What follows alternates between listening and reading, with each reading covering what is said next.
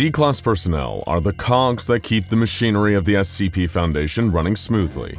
Unfortunately, things are rarely very smooth for the personnel themselves. There's a reason that common knowledge basically states that D stands for disposable.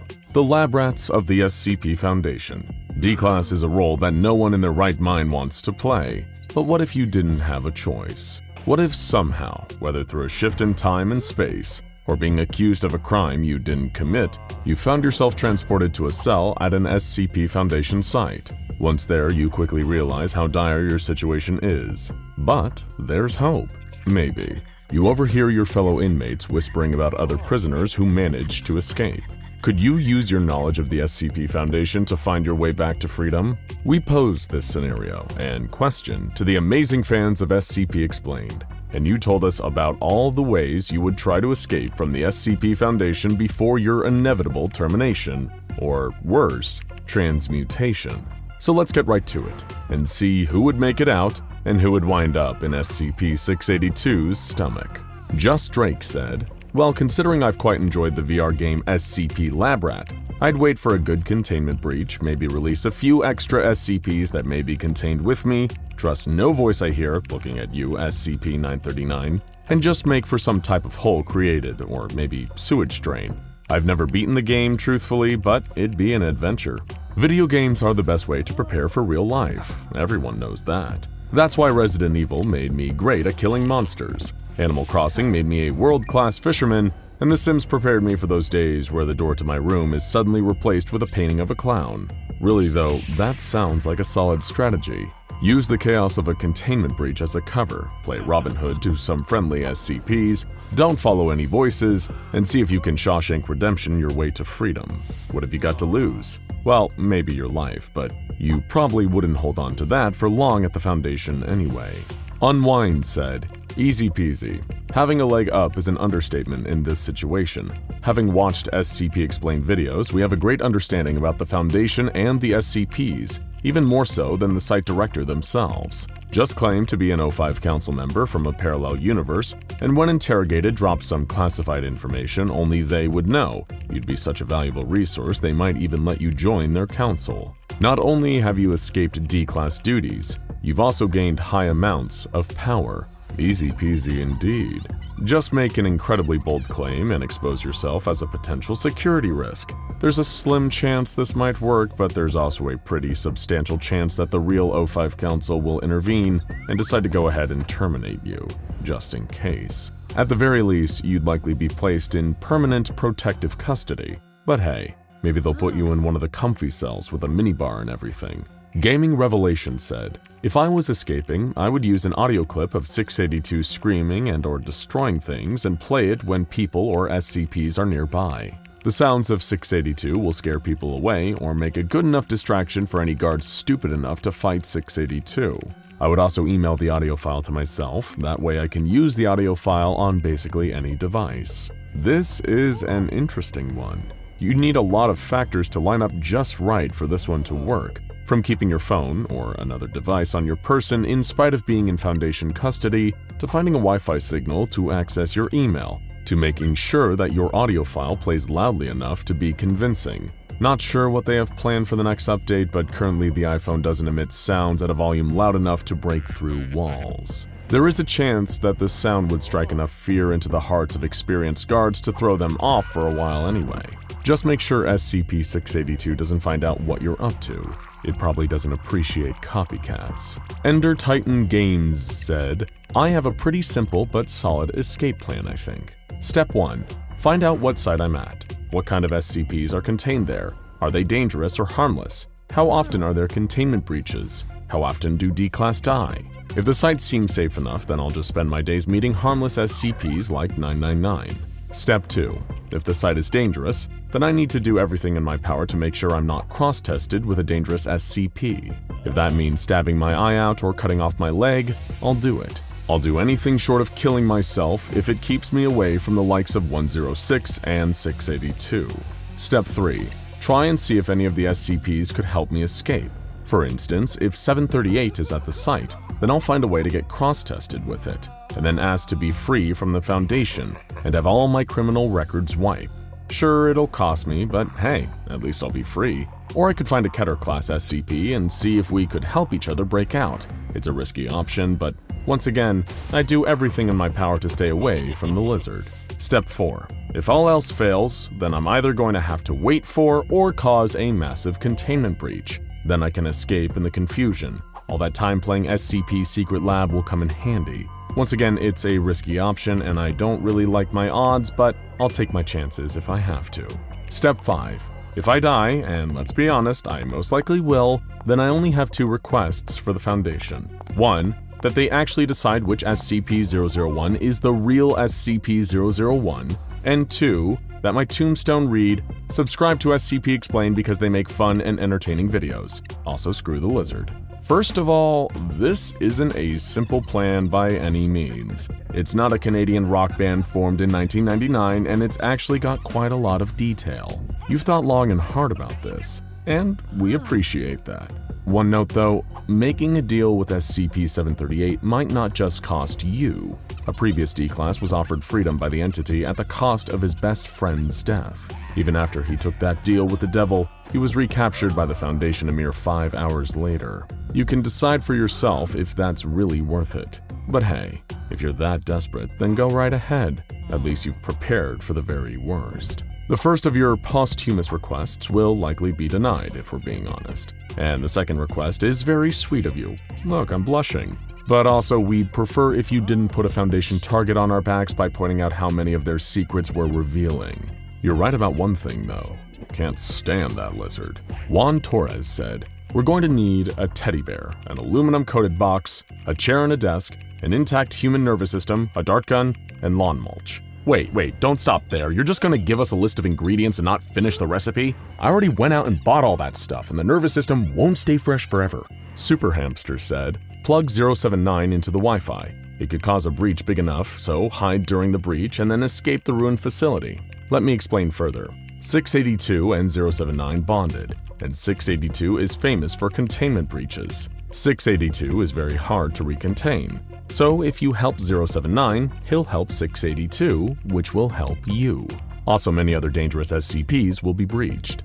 Now this is thinking big.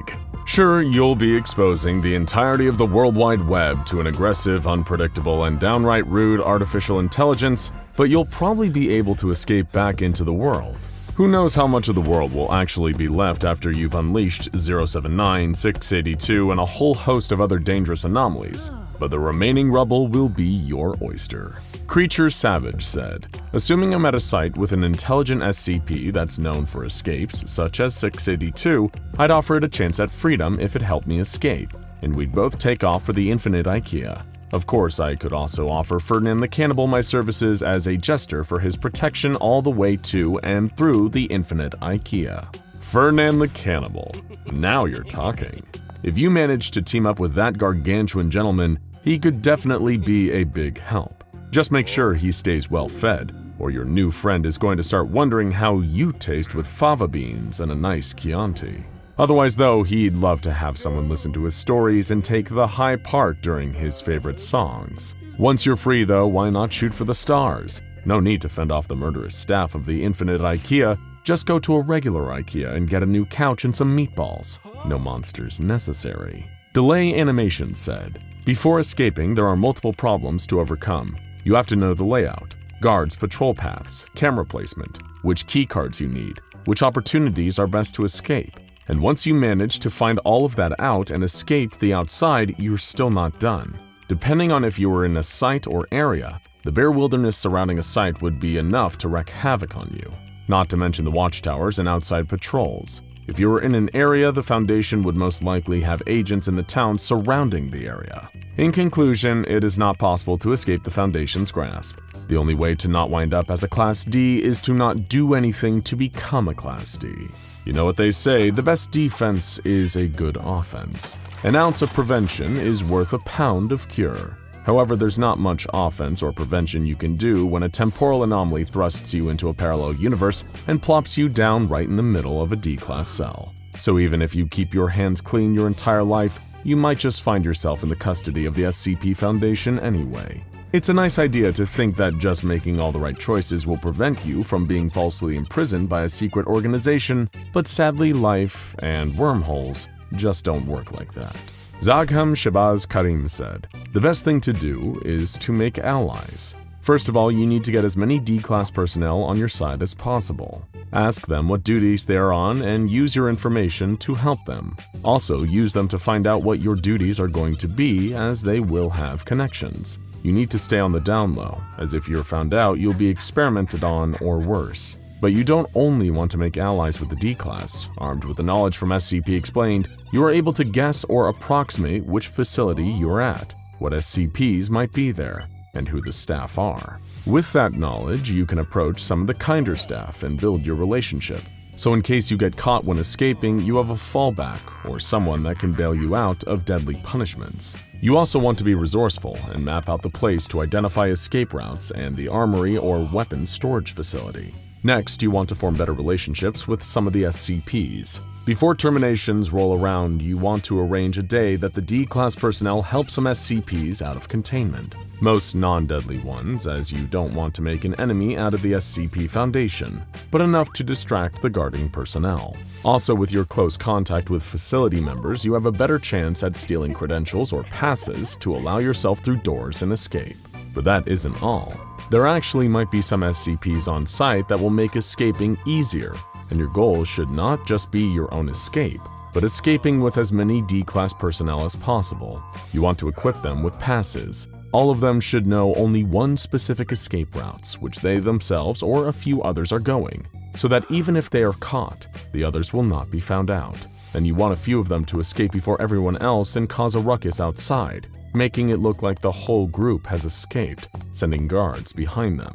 They'll need access to a vehicle, so that needs to be secured from one of the staff, which could be captured during the escape and used for a way out, or you could steal their keys earlier, depending on the situation. You, yourself, and a few others head to the armory to secure weapons, not only to escape, but to protect yourself from SCPs in the future. Then you need to secure vehicles for the group, which you will need to put distance between the facility and your group and stay away from other nearby facilities. You'll need to stop at a certain point and go to the nearest hospital to check for body implants or anything that can be used to track you, changing clothes and continuing on by foot. At this point, your group can choose to separate, live collectively, and stay alert of the Foundation, or join another organization. This is probably the longest response we received. We just had to include it to applaud the dedication and thought at play here, as well as the selflessness. You're not just planning for your own rescue. No, that's too small time for Zagham. You're planning to liberate every D-Class you can, and potentially start your own brand new society together. Make sure you have a nice talk with them about the rules for your new community, such as absolutely no stabbing your neighbors, and enjoy all the great trauma-free barbecues that follow.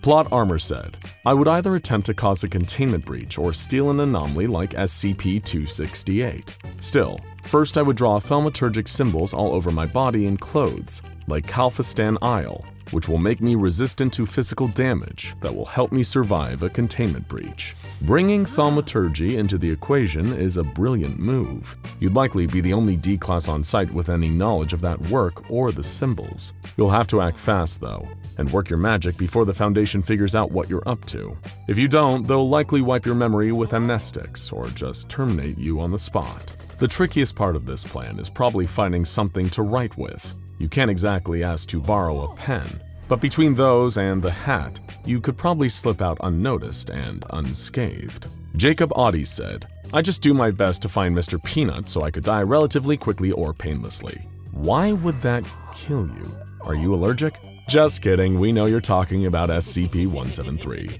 As bleak of an answer as this is, we have to commend your honesty and self-awareness it takes to look at the dangers of trying to escape the SCP Foundation and simply saying, "No, I'd rather not." Just another person on the internet said, "Well, taken with someone who has a very short attention span and who is a procrastinator with ADHD, I could request a test with Miss J to see how it would affect someone like me.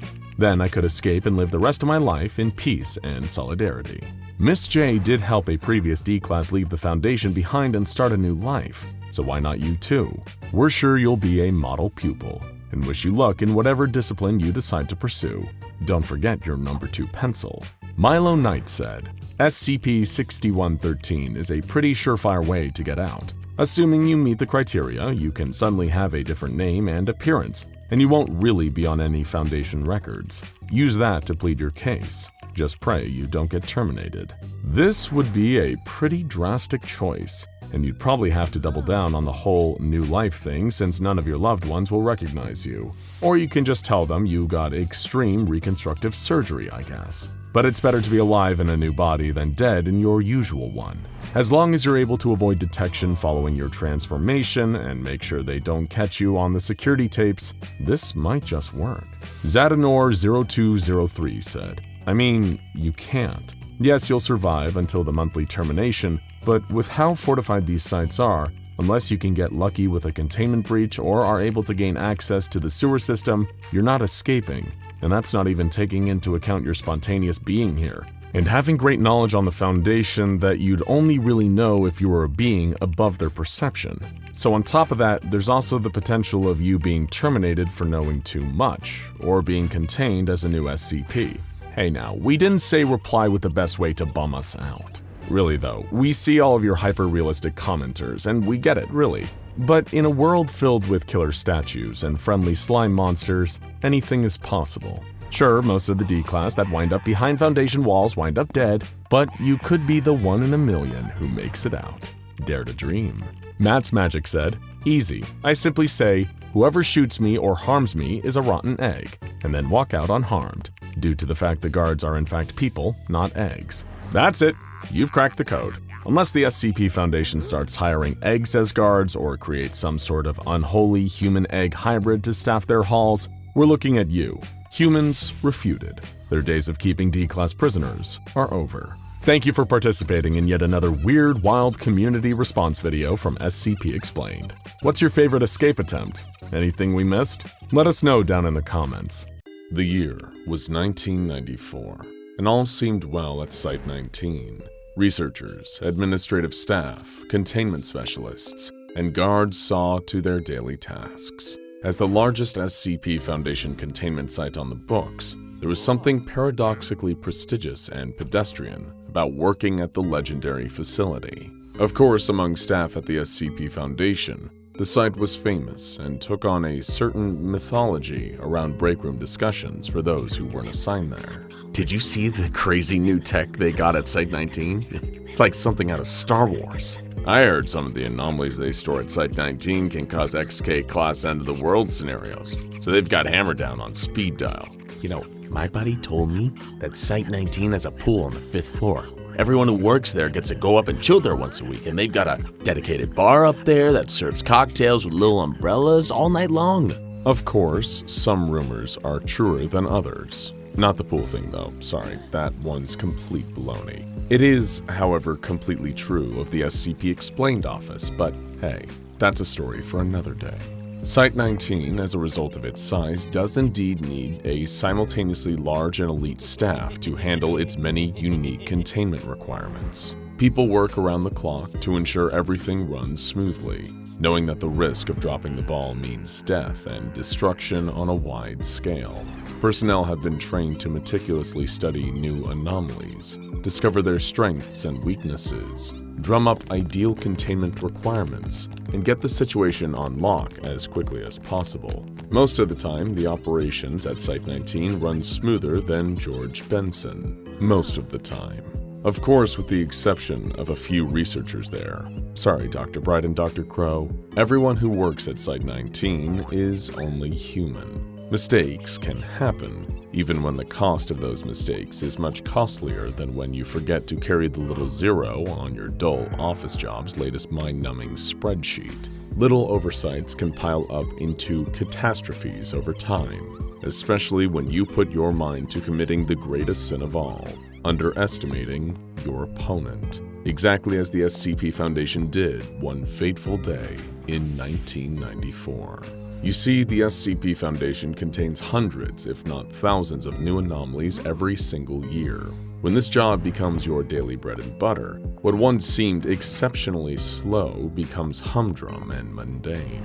Just like the earlier rumors suggested, There are monsters, entities, and objects locked up at Site-19 that could cause an XK-class end-of-the-world scenario if they ever got out. Could the fine folks staffing that site really be blamed for not paying that much attention to some anomalous sculpture? They just weren't aware how incredibly dire the consequences of taking your eyes off of SCP-173 were yet. But believe me when I say, they were about to receive a hell of an education.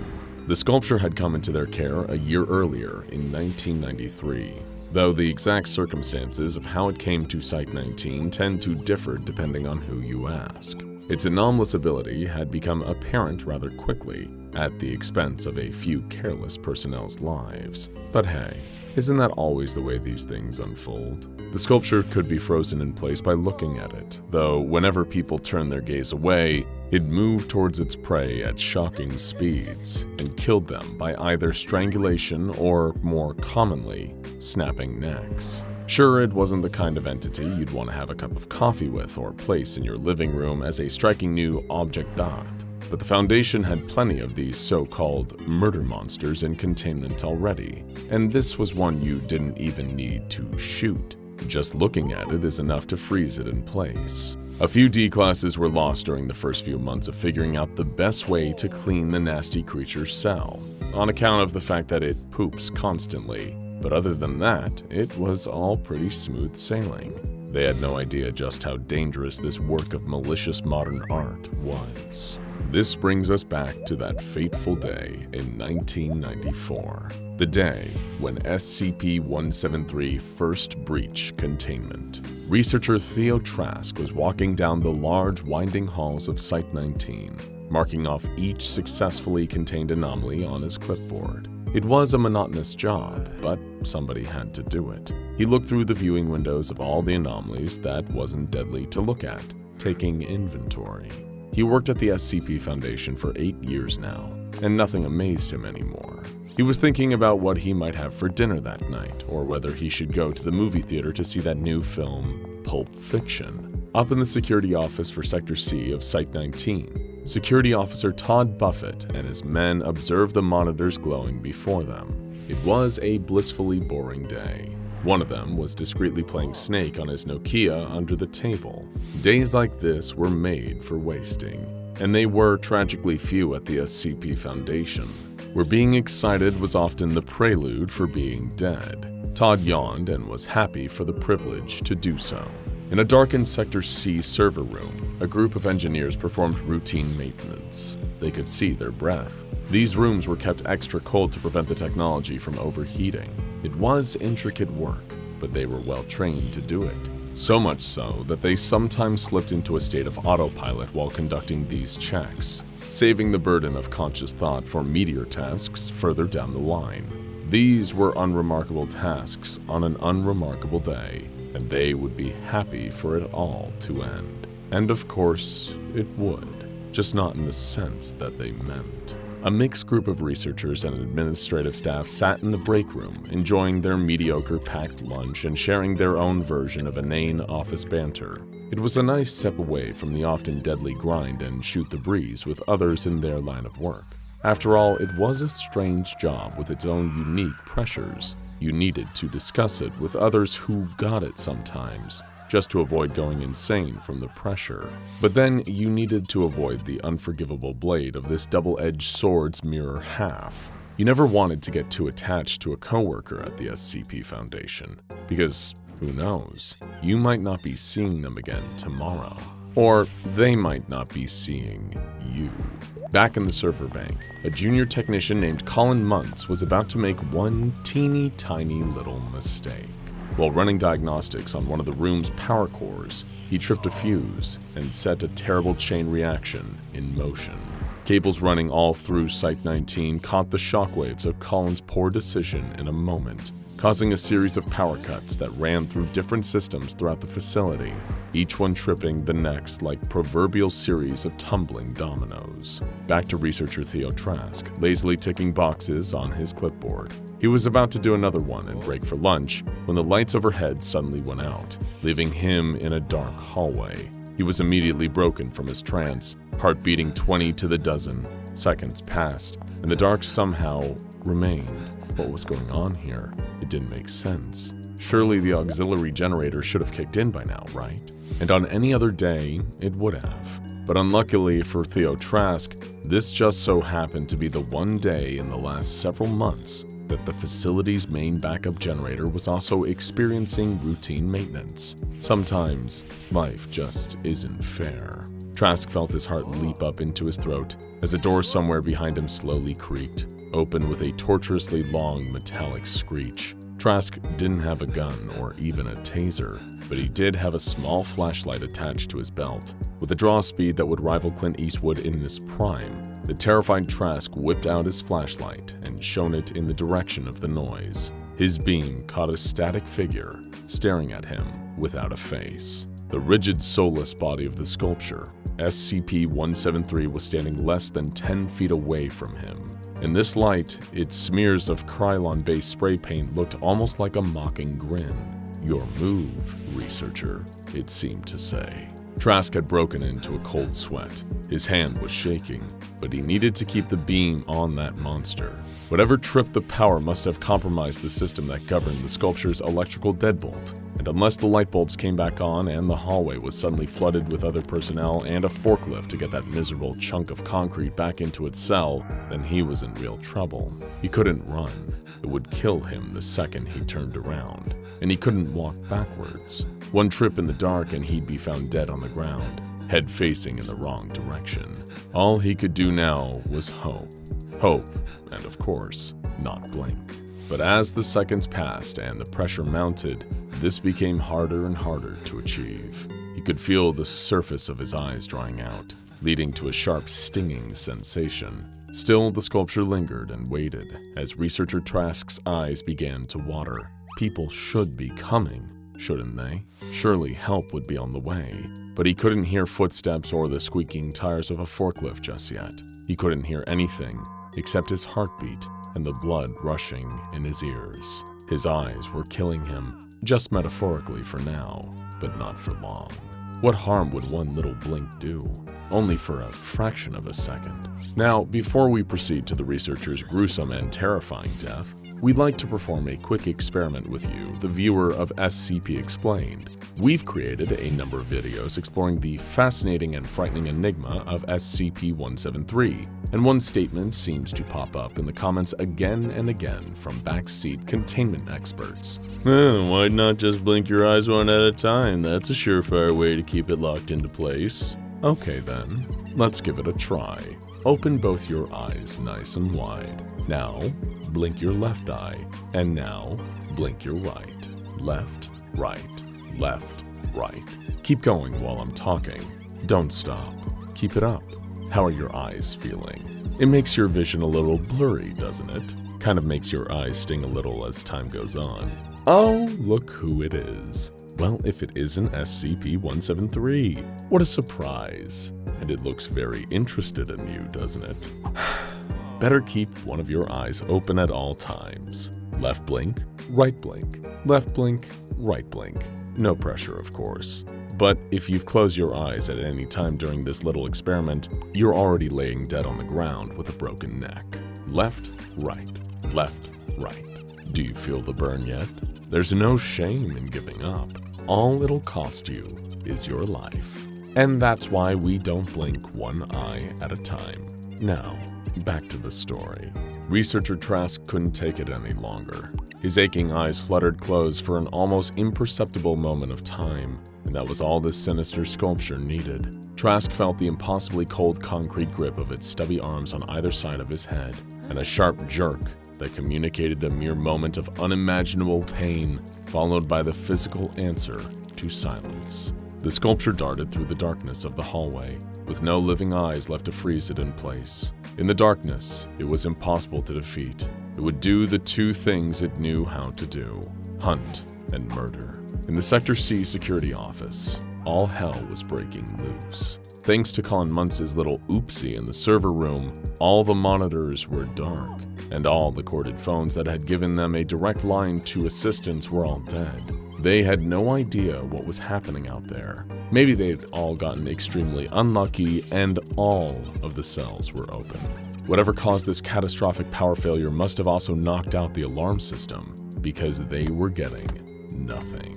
When the door behind Security Officer Todd Buffett and his men opened, he was profoundly relieved to think that assistance had already arrived. He and his men were a lot less relieved when they began to fall to the ground. Their necks snapped with exquisite efficiency, if you're into that kind of thing. That's because the sculpture had found its way into the security office and gave itself more crunch than you'd get from a family-sized bag of Doritos. But with these new victims now little more than dead meat, it was time to move on. Over in the break room, the collection of research and administration staff who were enjoying pleasant chit-chat not long ago were now hidden away in darkness. It was so bleak in there that they couldn't see the cup of ramen steaming inches away from their faces. In moments like this, the usual advice is to stay calm and wait for the situation to be resolved. After all, if you tried to take anything into your own hands, you might fall over and injure yourself. Normally, this is good advice. It's less effective when the thing that wishes you grave injury is actively on its way, and sitting in the dark certainly isn't going to stop it. Elsewhere in the building, the engineering team were scrambling like there was no tomorrow to rectify their mistake. Partially because if SCP-173 got to them before they'd gotten the lights working again, there really would be no tomorrow. With their mini flashlights, they desperately searched for any way to rectify the issue and get everything turned back on. In a normal company, the biggest concern in a situation like this might be massive, irretrievable data loss. But of course, at the SCP Foundation, the issue is more a massive and irretrievable loss of human life, and also the data too. A few miles south of Site-19, a different kind of cavalry were on its way. A detachment of MTF New 7 Hammerdown were on their way in a pair of armored helicopters. Their assault rifles had flashlights fixed to them, and their helmets came fitted with night vision goggles as standard. Their intel suggested a large portion of Site-19 Sector C had gone dark for whatever reason, and they were ready to drop in and get things back under control. The one question was whether they'd get there in time to save the people in the break room, as the sculpture drew ever closer to their location. Speaking of, the group of research and administration staff were still just sitting around, waiting for the lights to turn back on. One of the more senior researchers in the room, Dr. Sherry Brewis, was a lifelong smoker, and as such, she was fishing around in her purse for her Zippo lighter to shed some light on the situation. Her rummaging was so loud that she could barely even hear the door to the room beginning to creak open. But she heard the first snap, and the awful, animalistic chorus of screams that followed. Crunch, crunch, crunch. As each of her fellow members of Foundation personnel fell, she could feel the thing killing them getting closer. She could almost feel the same icy limbs gripping her skull when she whipped out and lit the Zippo, the flame coming alive in front of her face with a pleasing metallic click. It didn't offer much light, just enough for her to see the monster looming inches away from her face. SCP-173, limbs outstretched and ready. The rest of the room was silent. She knew in that moment she was the only one alive in here now, but she still wasn't the only survivor yet. That all depended on what happened next. The flame danced and the sculpture remained frozen in place, standing so close to her, it wanted her. It wanted to hear her neck crunch. The flames began to dance erratically, and Dr. Brewis felt her heart rate spike. One careless breath, and the light keeping her alive would be gone. But even if she did everything right here, it might not be enough to save her. It didn't even need a second to do what it wanted so badly to do.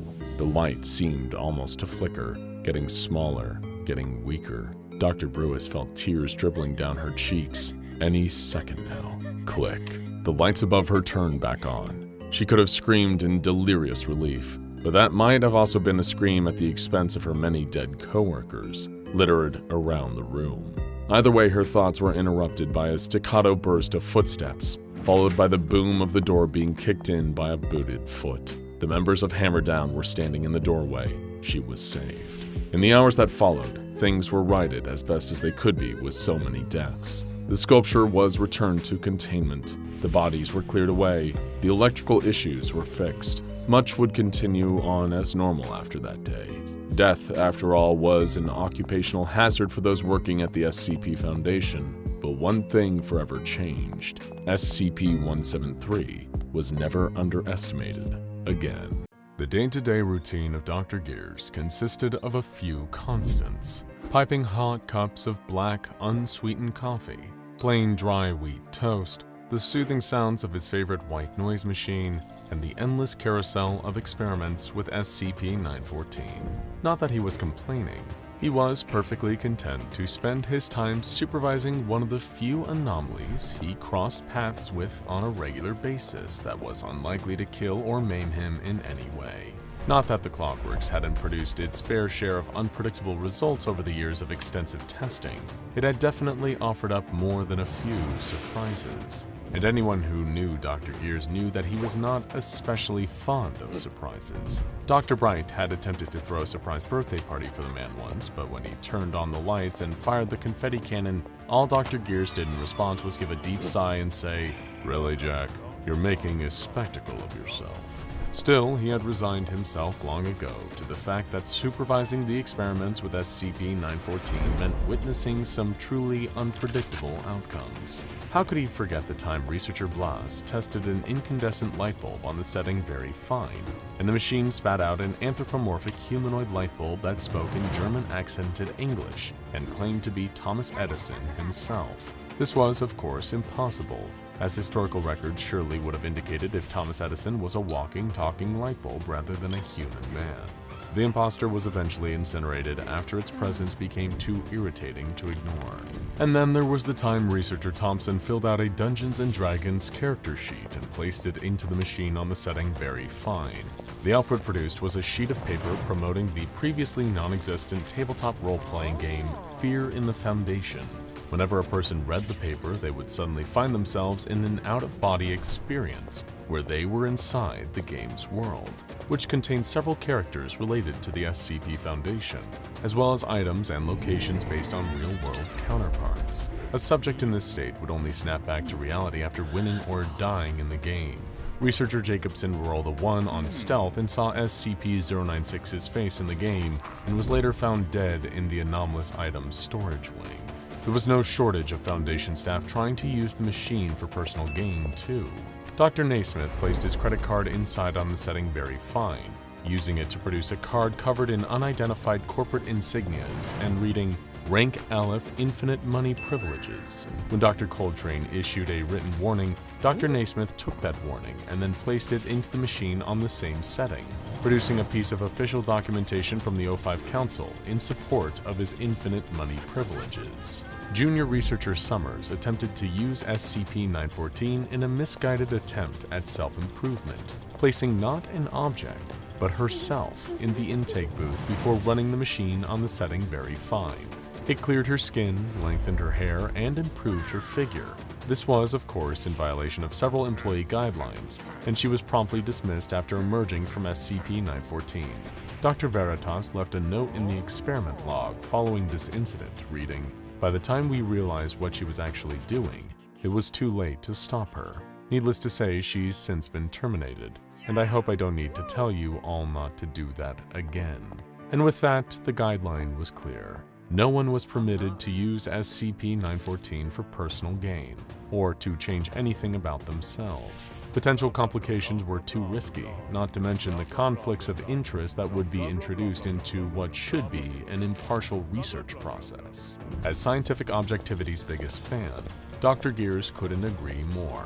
So as he settled in for the day's round of tests, he intended to keep a watchful eye on things and ensure that no funny business would take place. He didn't have much reason for concern, as his colleague Dr. Bonita prepped her research materials. She was working with 2 items, a small replica of Michelangelo's sculpture of David, and a sealed envelope containing something that was to be handled with extreme caution, a photograph of SCP-096's face. She planned to place the items inside on the Very Fine setting, in an attempt to see what result might be produced from combining an ideal of traditional beauty standards with the image of a creature that felt such profound shame and distress as its own appearance that it would destroy anyone who looked at its face. Like any good scientist, Dr. Bonita wanted to remove any unnecessary variables from her experiment. So as she placed her items inside the intake booth, she slowly, delicately unsealed the envelope.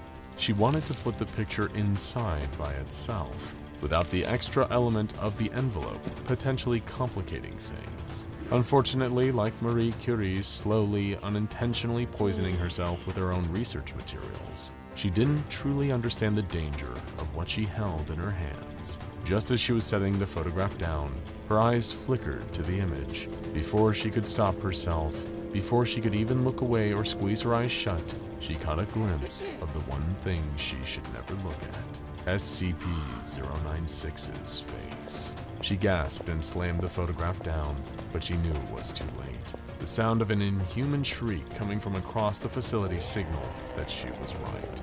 It was coming for her, and nothing in the world could stop it. In a containment cell on the other side of the facility, Foundation staff were horrified as they heard the telltale scream of an enraged SCP-096. The pale, thin creature, once huddled in the corners silently, had stretched to its full height of 2.38 meters and was screaming, sobbing, wailing, and gibberish, and beginning to tear its way out of its chamber.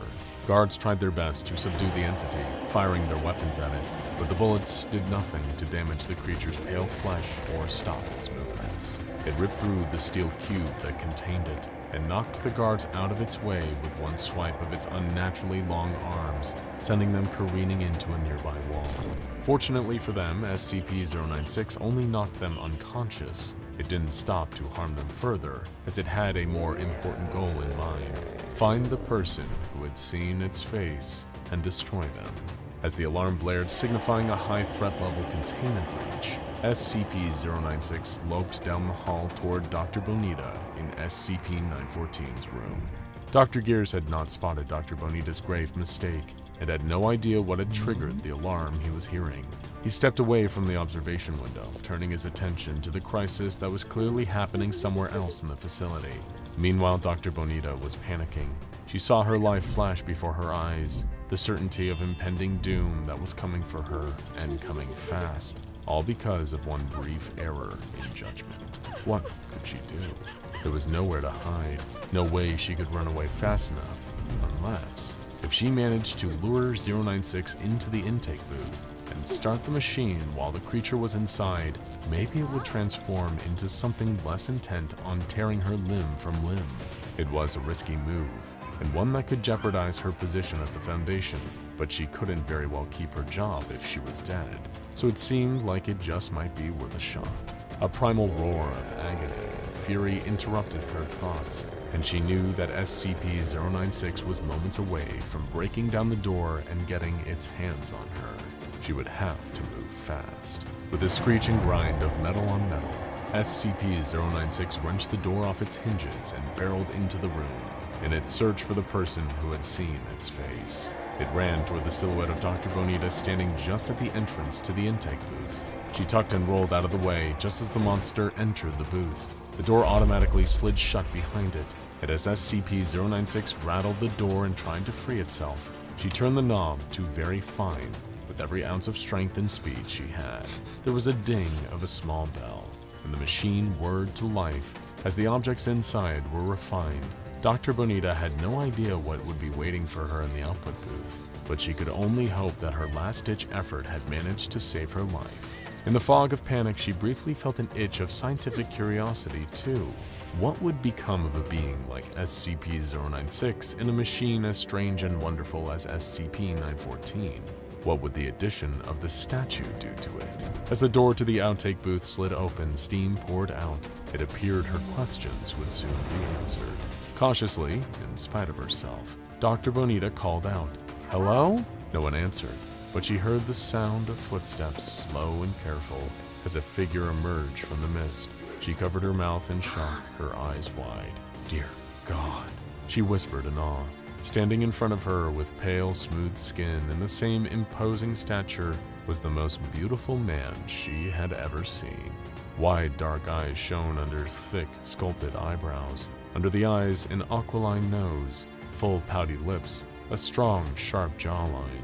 His head was topped with a tangle of lustrous dark curls. It was the kind of hair she had only seen flowing in the wind on the covers of the romance novels she wanted desperately to buy, but was too embarrassed to be seen purchasing. His physique was, well, statuesque, like the build of the very Michelangelo sculpture she had placed into the machine just moments ago. There was no other way to say it. He was handsome, despite still being a little lanky and 9 feet tall. He peered at her curiously, towering over her in a way that had been terrifying in his former shape, but now made her heart skip a beat in an entirely different way. "Hi," was all she could think to say. Was she blushing? She shook her head, snapping herself out of it. She was a scientist, damn it, not some giddy schoolgirl passing notes in class. This was an incredible achievement, something she would need to study thoroughly, and she very much wanted to study him thoroughly. Nope, no time for that. She needed to write up a report, to inform her superiors, to try her best not to lose her job over this. She had to remain professional. "Hi," the man that had once been, or perhaps still was, SCP-096 spoke. "Oh, you can talk." Dr. Bonita laughed in surprise. The man's brow furrowed. His newfound ability to speak was a surprise to him too, it seemed. "Yes, I can. What happened to me?" he asked, stumbling over his words slightly, getting used to the feeling of them. "You ran into the machine." She gestured to SCP-914. "I'm not exactly sure, to be honest, but you're very different now." He nodded. "I feel different. I feel calm." He sighed, the relief plain on his face before a shadow of sadness fell over him. "I don't think I have to hurt anymore. I'm sorry for what I did before." Dr. Bonita did not know what to say. How do you respond when something you've been studying from afar, been horrified and fascinated by in equal measure, looks at you with a new, beautiful face and apologizes for all the harm it caused? This whole experience was so surreal that she might think she was dreaming if she didn't work at a place that was one long waking dream, or nightmare, depending on the day. "Dr. Bonita, there's been a containment breach. Are you all right?" Dr. Gears had returned to the room, taking in the sight of the destruction left in 096's wake. "I'm fine," she called to him, and he followed her voice into the room, then stopped at the sight of the transformed anomaly. "I don't have time for whatever this is. I trust you'll handle it." Dr. Gears took a long sip of his coffee, and taking Bonita's shocked silence as confirmation, had a leisurely stroll back to his office. A few moments later, the guards responsible for containing SCP-096 arrived on the scene, expecting to see carnage and find a docile SCP-096 crouched over a lifeless body, but instead, they found the same truly bizarre sight that Dr. Gears had shrugged off, and Dr. Bonita was still doing her best to process. They entered the room with their weapons drawn, but quickly lowered them, scratching their heads in confusion instead, before radioing their superiors and asking for further instructions. Responses from various Foundation staff who caught a glimpse of SCP-096's bold new look included, "Oh, would you look at that? Who's that guy? He's what?" And in the words of Dr. Jack Bright, "Oh no, he's hot!" Dr. Bright also proposed making the new SCP-096 a TikTok account and YouTube channel, seeking modeling representation for him, or selling a novelty calendar filled with pictures of 096 in various costumes. These would be, in his words, quote, "excellent ways to increase revenue for the Foundation." So really, you're the weird ones now for thinking my ideas are weird. Dr. Bright was asked to leave SCP-096 alone and stop trying to take his headshot. In the days that followed the incident with SCP-914, the SCP Foundation was at a loss about what to do with this new, seemingly harmless version of SCP-096. Dozens of D-Class were brought in to look at his face and see if the entity would still enter one of his rage states after a few days of getting used to his new form, but he never did. No screaming, no swallowing people whole, nothing more than a polite, if somewhat shy greeting and a courteous, "How are you doing today?" The D-Classes were relieved, but confused about being pulled from their cells just to stare at some random handsome man. Dr. Clef suggested dissecting SCP-096 to see what his new body looked like on the inside. This request was denied. Several interviews were conducted to evaluate SCP-096's mental and emotional state. Now that the anomaly was capable of coherent speech, it was much simpler to evaluate the potential threat level he might pose. Every researcher who spoke with him came to the same conclusion. Gone was the danger of the old SCP-096. He had not just become beautiful in a classical, superficial sense, but he had become beautiful on the inside as well. Interviewers reported a warm, friendly demeanor, a talent for engaging in conversation once he was made to feel comfortable, and a sincere interest in the thoughts, opinions, and feelings of those he spoke with. There was only one thing left to do: to make sure that SCP-096 had really changed from something deadly to something almost resembling an ordinary person. A photograph of SCP-096's face, of its original face, was removed from a secure vault by a D-Class. Then, the D-Class was sent into a room with SCP-096 and instructed to place the photograph on the table. SCP-096 looked down at what had once been his face, and his eyes filled with tears. A soft, broken sob left his lips, and he wrapped his arms around himself, hunching over as if in physical pain. Outside the room, guards prepared to handle things if 096 began to attack. Instead, he wiped his tears, took a deep, shuddering breath, and looked at the D-Class with a somber expression. He picked up the photograph on the table and tore it in half, as he finally summoned the strength to speak. "Please, get rid of these. That is not who I am anymore." At Dr. Bonita's strong insistence, backed up by the conclusions of the research staff who interviewed SCP-096, a reevaluation of the entity's containment measure was ordered. It seemed cruel and unnecessary waste of resources to keep 096 trapped in a steel cube in its current form. He would be moved to a standard humanoid containment cell and treated as well as other safe-class anomalies, provided with books, films, food, and drink upon request, and, of course, other comforts. Of course, the O5 Council insisted on evaluating the entity before any of these changes could be approved. Dressed in a specially tailored suit provided by Dr. Bonita, SCP-096 appeared before the Council to present his case. "I know that I might not have the best record at the Foundation. I've done a lot of damage over the years, though, let's be honest, you all aren't exactly innocent either. Sorry, that was an attempt at a joke. I'm still very new to talking. All I can say is please consider giving me another chance to make a real life here, to make this place my home. Thank you for your time."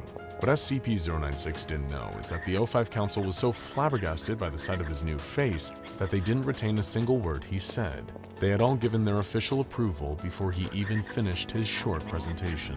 Before long, SCP-096 was moved out of his steel cube and into a new containment chamber that resembled a mid-range studio apartment, complete with a bed, a kitchenette, a television, and a table and chairs. He was provided access to all major streaming platforms, as well as a large stack of books to help him develop his grasp of culture and language after so very long being isolated from human society.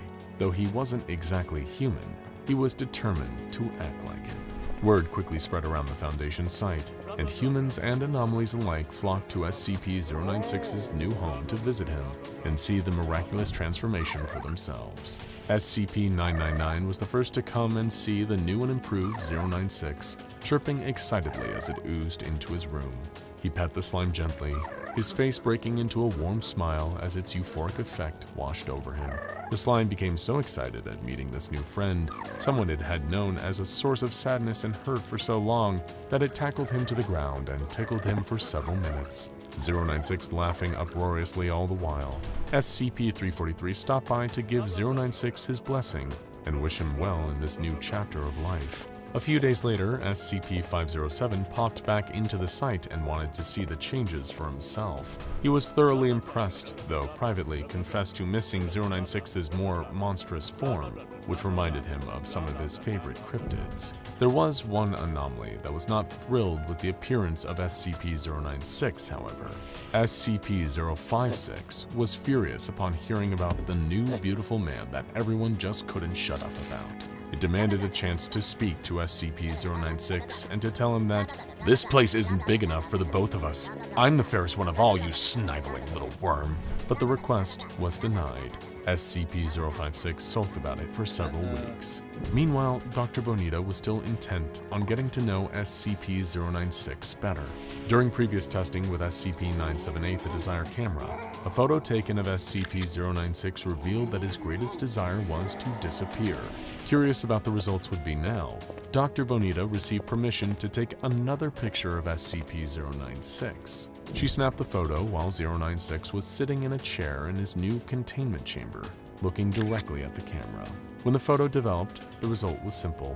Everything in the picture was exactly the same with one exception. Dr. Bonita was pictured sitting next to 096, her hand clasped in his. Both were smiling soft, contented smiles. When she showed him the photograph, he smiled at her and shook his head. "It really is an amazing camera." She flushed. "Doctor, before you go, could I ask your name?" Dr. Bonita smiled and nodded. "It's Isabel. What should I call you?" SCP-096 paused thoughtfully for a moment. He was giving himself a name for the very first time, allowing himself an identity other than a strange, hollow, pale thing that existed to cry and suffer and hurt. Finally, he answered her, "Call me David." The storms were unlike anything anyone had ever seen. But the worst part wasn't just the deadly gales. Wind howling powerful enough to knock down buildings like rows of dominoes and lift the remaining debris of cities up into the air as if all that destruction weighed nothing.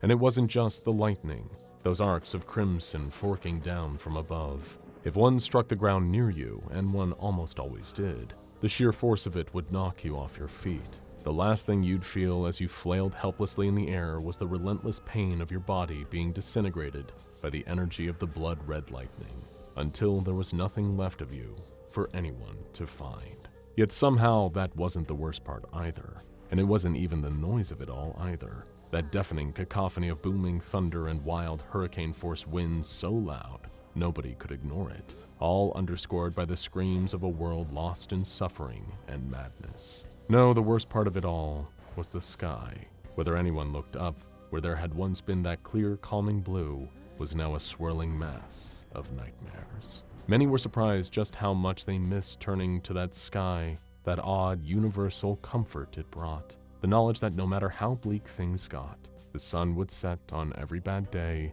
and rise again to mark the start of another, filled with potential. That promise of a future, no matter how uncertain, was replaced with a reminder of one thing, that this new, darker day had no end. There was no sunrise or sunset, no night or day. All that uncertainty and potential was replaced with certain doom, represented by a sky that looked like a river of blood. Deep reds and blacks swirled and thrashed above like the raging waves of the ocean, casting bolts of lightning down at the earth. Not to mention what else would occasionally drop from that blood-stained sky. Nobody had much information about how this all had started, how the world had become such an unrecognizable hellscape. Cynics would say that the world was already hell long before the sky turned red, although there wasn't much time for sarcastic jokes like that nowadays. As far as the few human beings that had survived could remember, the day everything changed had been little more than an ordinary day on planet Earth. One moment, things were normal. People were working tirelessly at their boring 9-to-5 jobs. Somewhere in the world, others had long since fallen asleep in a different time zone. Then all of a sudden, it appeared. Few survivors had actually seen it for themselves, and even fewer had lived to tell the tale. But rumors and whispers spread from camp to camp, dispossessed people huddling together in the ruins of houses or in abandoned subway tunnels that would hear the stories. And somehow, deep down in the fearful recesses of their hearts, they all knew, despite never having seen it, that it was real, the masked god. When it stepped upon the earth, it walked like any other person would. Its body even appeared to be human, an aged, older man's body, wrinkled and elderly, although not completely decrepit. Yet, it was his face, or what covered it, that really instilled that sense of fear and dread in anyone that heard the rumors. That being wore a mask, a porcelain comedy mask, the kind commonly associated with ancient Greek theater. It had a fixed, unnerving expression, a wide smile of twisted glee. It was almost as if it was getting some sick enjoyment out of all the chaos and destruction that had befallen the world, like it was pleased with its own handiwork. A thick black substance oozed from the mask too, adding to its unsettling appearance as streaks of what looked like tar trickled down the chalky white surface. It leaked out from underneath as well, dripping over the bony shoulders of the old man that wore it. Not one survivor that heard the stories of this monster understood what it was or where it had come from, but as if by some deific influence, they all knew it was responsible for creating the hell they now lived in. That knowledge kept them hidden, kept them afraid, and kept them from fighting back. As had always been the case even before this apocalypse had been unleashed on the world, the only people who knew the truth were the ones who had been working for the SCP Foundation. They had more than their fair share of answers about what had happened and who or what this mask-wearing menace was, but naturally kept that information secret from the wider world. Not that there was much point in keeping secrets anymore. After all, there was hardly much of a world left for the Foundation to hide things from, and even fewer former personnel who had lasted this long. Even then, there was only a handful at the SCP Foundation who knew everything that had led to the current catastrophe. Most of the researchers and guards that had been going about their ordinary duties, running tests on contained anomalies or patrolling the site where a certain possessive mask was housed. The next thing everyone there knew was the blaring noise of alarms. Mobile task force troopers racing down the hallways. Their commander might have yelled something about a break-in, someone having gained access to the supposedly secure Foundation facility and stealing one of their anomalous objects. But not everybody, even those working in the same building, would have overheard that. They definitely didn't miss what happened next, though. As further alarms sounded, alerting the staff on site of a containment breach, the facility itself was torn apart in a flurry of chaos. Personnel, researchers, security, MTF soldiers were being incinerated, burned, until there was literally no trace of them left. Something stepped through the very brickwork of the building itself, smashing a hole through every room it passed until it burst out of the side. Then all of a sudden, the alarms weren't the loudest sound. Something else started deafening the Foundation staff who were still standing. The world outside had become even more chaotic. The sky had turned red, and all around, people were being killed, structures decimated, cities blown away in moments. Naturally, this wasn't the first time the Foundation had stared right into the face of an XK-class end-of-the-world scenario. Given the widespread presence and surveillance they had around the planet, it didn't take them long to learn of the horrors that were unfolding. The key word there was that they had a widespread presence, as in past tense. They thought they had enough resources to retaliate too. Word quickly spread throughout the various arms of the SCP Foundation, informing the wider organization of the situation and urging them to work as one to enact a plan to stop what was happening. All they knew for certain was that SCP-035 had been removed from containment. Also known as the Possessive Mask, the object was known to have its own sentience and an innate ability to telepathically influence unwitting victims into wearing it. However, the mask also secreted a corrosive black substance, which normally dissolved the body of anyone who put it on. By itself, SCP-035 was nowhere near powerful enough to unleash a global catastrophe, though. Unfortunately, it had managed to influence someone who was that powerful into putting it on. Another anomaly. While to the untrained eye, SCP-343 could easily be mistaken for an elderly human man, those at the Foundation knew that the fact he was now wearing the possessive mask was some of the worst news they could have ever received. Although none of the researchers working for the SCP Foundation, in fact, not even the O5 Council, knew if this was true, the colloquial nickname for SCP-343 was God. He not only claimed to be the sole creator of the entire universe, but had also exhibited extensive reality warping abilities, advanced even for an anomalous being. His powers seemingly had no known limit in how they could be used to alter the world around him, although the old man himself seemed to be a passive, kindly soul, rarely causing active harm to other beings under normal circumstances. Of course, normal circumstances didn't include having the corruptive SCP-035 on his face, effectively putting the mask in the driver's seat and allowing it to use SCP-343's powers to lay waste to anything before it. The Foundation quickly diverted their considerable assets to a brute force retaliation in the hopes that a full-scale assault on the combined creature would somehow force a separation of the possessive mask from SCP-343's face.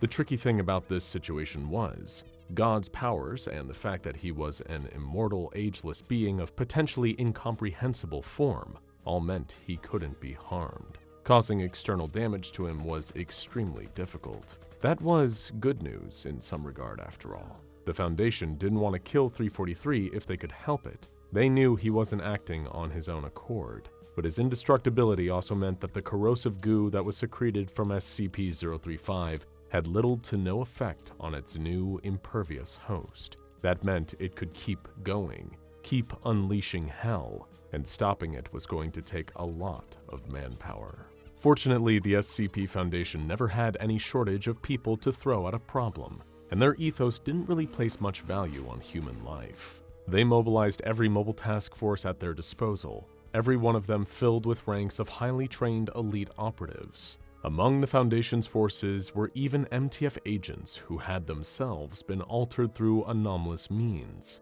their bodies augmented with technology and cybernetics, or their strength specially enhanced. Deploying the full might of their amassed forces, the SCP Foundation took the fight to SCP-035, with the goal of stopping its reign of terror and freeing SCP-343 if possible.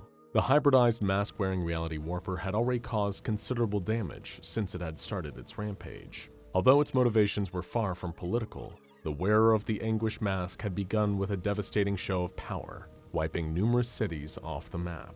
While the rest of the world scrambled to find some way of responding, the masked god teleported itself across the globe, destroying central governments and further crippling their own opportunities to initiate an armed response. In short, this meant the Foundation's move was to be humanity's last stand, their final chance to stop SCP-035 from its current course of harnessing the wise old man's power to turn the world into its own personal, nightmarish playground. To say there was a lot riding on the MTF assault would be an understatement, as would saying it went badly. When met with times of defeat, the old, rather morbid adage of fallen soldiers being sent home in bags is often applied. But if the masked hybrid had sent the Foundation its MTF troops back to them encased in body bags, then that would have been far kinder than what it actually did. The collected mobile task forces, the Foundation's own private army, were mobilized to Washington.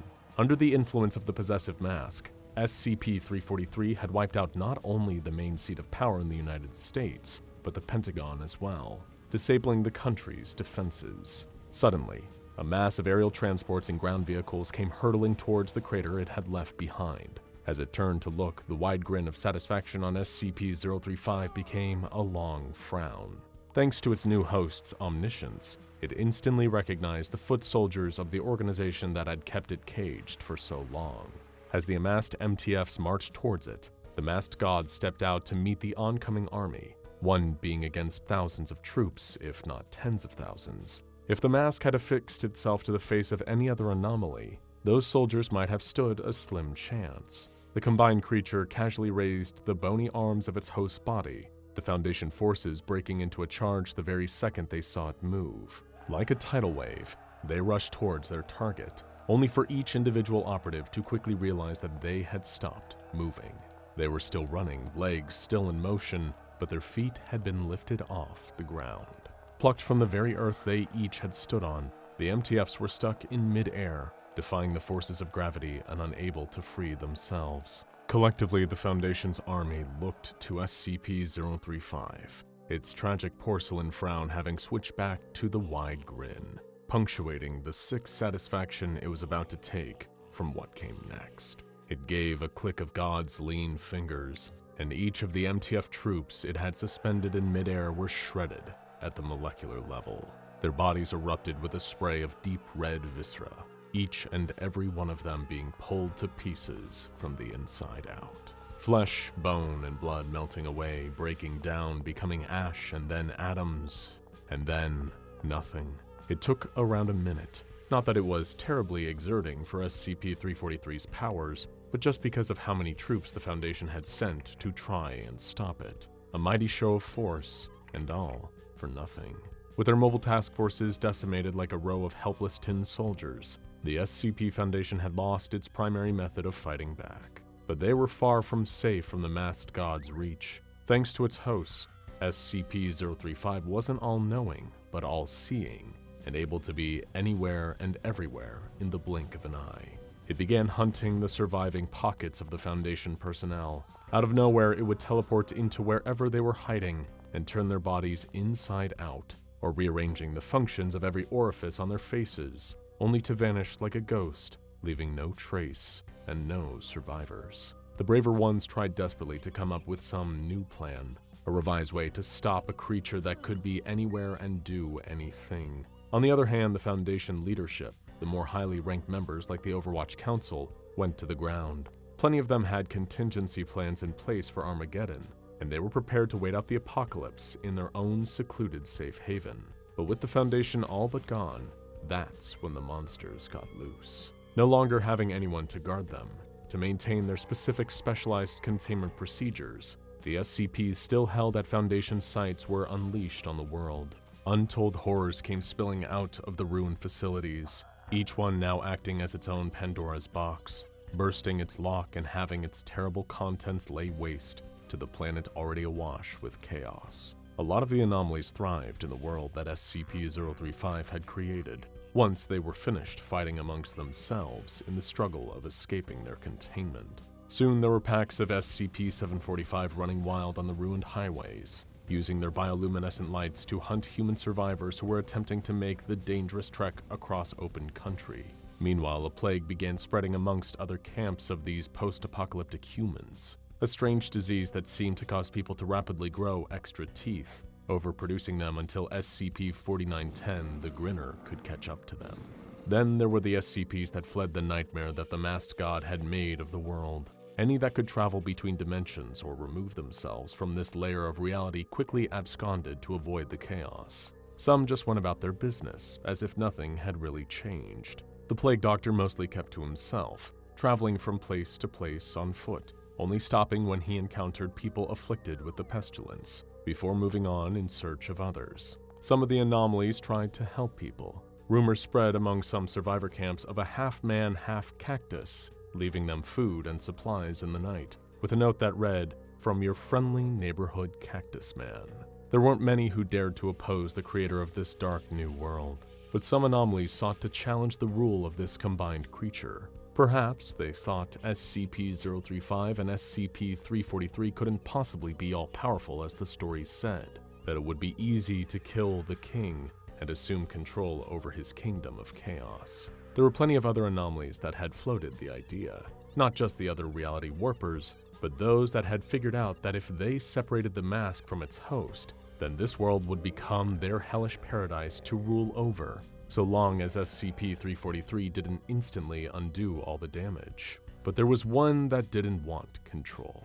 It didn't even necessarily mind the whole world had been turned into a walking nightmare. It just wanted to stand against the hybrid of malicious mask and all-powerful deity out of spite, based on nothing but pure hatred for any and all other forms of life other than itself. And it was that confrontation that would serve as a warning to the rest of the SCPs now freely roaming the world. SCP-682 slithered out into the open, claws coated with a fresh coating of blood from its latest slaughter, wetting the countless layers beneath that had already dried. The hard-to-destroy reptile had tracked the scent of the possessive mask's oozing black secretions, bringing the beast maw to porcelain face, with the combined being responsible for distorting the very fabric of the world. Already knowing the foul lizard was near thanks to its host's foresight, SCP-035's visage had already been locked in that unhappy grimace, dreading the approach of the day it would have to face the tenacious, irritating, regenerative reptile. It turned its host's body to face the huge beast. The trails of black streaked down its frowning face, looking like angry tears staining its carved off-white skin. The two exchanged no words. SCP-682 had no doubt this pairing of corruptive mask and passive god already knew why it had come looking for it, and it was right. The possessive mask had long been looking into the mind of SCP-343 to prepare. It knew it wasn't one of the old man's children. In fact, God had completely denied ever being responsible for the creation of the unkillable monster. There was almost no strategy, even with the infinite power of its host's reality warping abilities, that SCP-035 could definitively kill SCP-682. Building up to a charge, the reptile swiped at the masked god, its talons narrowly nicking the porcelain surface of the mask the very second it teleported out of the way. Reappearing behind the monster, SCP-035 compelled its host body to lift its elderly arm and decimate the beast the same way it had to the Foundation's forces. With a fearsome hiss, the reptile's body was pulled apart. It growled with anger, annoyed and enraged more than deterred. Its strong, scaly limbs quickly regenerated, bone and muscle regrowing to replace what the masked god had torn away. SCP-682 gave a swipe of its tail, knocking the masked god a few feet away, reeling him.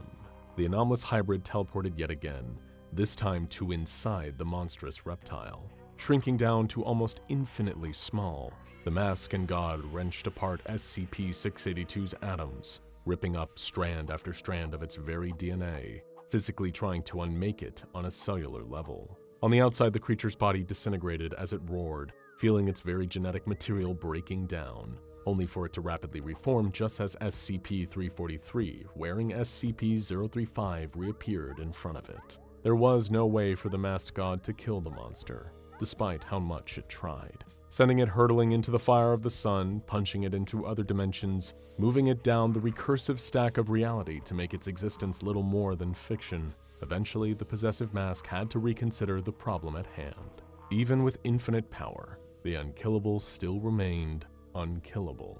Rather than ask whether that meant its own power was truly unlimited, it instead resolved to the only option it had left. With a snap of its host's fingers, the combined creature sent the hard-to-kill reptile away, far away. Universes upon multiverses of distances were put between the masked god and SCP-682, turning back towards the destruction it had wrought on this world. SCP-035 knew that the regenerating reptile would be back. But for now, it had more chaos to unfurl. A terrified man huddles in the corner, heart pounding and teeth chattering. He sees them coming towards him, huge 8-legged figures, 10 feet tall at least, with 8 black, soulless eyes that seem to stare hungrily at him. It's like something out of a nightmare. Giant man-eating spiders everywhere. They approach the man, fangs dripping with venom. But just as they're about to strike, he vanishes. He won't be spider food today, but for this truly unlucky guy, his ordeal is far from over. Let's rewind. When life gets a little too boring, we all daydream about getting away. Maybe you imagine sitting on a tropical beach or camping in the mountains and breathing in the fresh air. Some of the more adventurous types with a vivid imagination might daydream about visiting a parallel universe. Who wouldn't want the chance to see what life is like in another dimension? Of course, it would only be fun to go there if you could control where you went and when you could come back. Without any control over it, the ability to hop back and forth between dimensions would turn from a blessing to a curse. Just ask SCP-507. SCP-507, unlike most other SCPs, is a seemingly normal human man. He has blonde hair, green eyes, an unrecognizable accent, and no other features that might make him stand out. He looks perfectly average, like a stranger you'd pass on the street and never give a second thought to. What sets him apart is not a physical attribute, but rather an ability that he has yet to develop a firm grasp on. He is a dimension hopper, with no control over where he goes or when he'll get back. After appearing on the grounds of a mental treatment facility with no identification, rambling about a world of giant spiders, SCP-507 was admitted to the hospital and sedated for his own safety. He would spend several months in treatment for a variety of supposed disorders, but once he became aware of his surroundings, he attempted to escape the hospital multiple times. During these escape attempts, he often eluded hospital staff by mysteriously disappearing and reappearing in seemingly impossible places, such as behind locked doors or in rooms blocked off from the rest of the hospital. These disappearances and reappearances seemed to be, contrary to what the hospital staff first believed, beyond his control. The SCP Foundation became aware of the strange phenomena surrounding 507, and he was removed from the hospital and brought to an SCP Foundation facility. Once there, the nature of his abilities became much clearer. SCP-507 is able to, without intent or even knowledge that it is about to occur, shift from this reality to another alternate reality. After some time there, with the amount of time varying from case to case, he will shift back to this reality. He has been known to shift realities while sleeping, in the middle of a sentence, and even while bathing or going to the bathroom. The shifts are unpredictable, and there is no telling what kind of horrors he will encounter in the new dimension where he ends up, leading to 507 having seen some very strange things, even by SCP Foundation standards. During one of his shifts, 507 found himself in a pitch-black room filled with the sound of muted breathing. Using a flashlight he had been given by the Foundation, he looked around and found that he was not alone. In the room with him was a man, wearing a black suit and sunglasses, with a frightening, inhumanly wide smile. The smiling man leaned in towards 507 so close that their faces nearly touched, and said, "Back so soon?" Terrified, 507 fired several rounds from a Foundation-issued pistol, then curled up in the corner of the room until he shifted back to our reality. This would not be the last time that he encountered the smiling man. According to document 507-3B, which details all of 507's shifts into other realities, 507 was found in a Midwestern cornfield by Foundation staff with brown liquid on his cheek. In his hand, he held a human heart with the words, "I need you," written on it in the same brown liquid. Before he shifted back and landed in the cornfield, 507 shifted to a pitch-black room filled with the sound of muffled crying. He turned on his flashlight, taking note of his surroundings, and found himself face to face with the smiling man once again. The smiling man had brown liquid leaking from around its sunglasses, which it wiped onto 507's cheek. Upon further examination, 507 saw several bullet holes in the smiling man's suit, leaking the same brown liquid. He attempted to fire his pistol like he had the previous time, but it did not fire. As the smiling man began to approach him, 507 turned and ran. He ran for about 10 minutes before finding a corner where he stayed huddled once again until he shifted back. The smiling man is not the only nightmare that SCP-507 has encountered on his travels.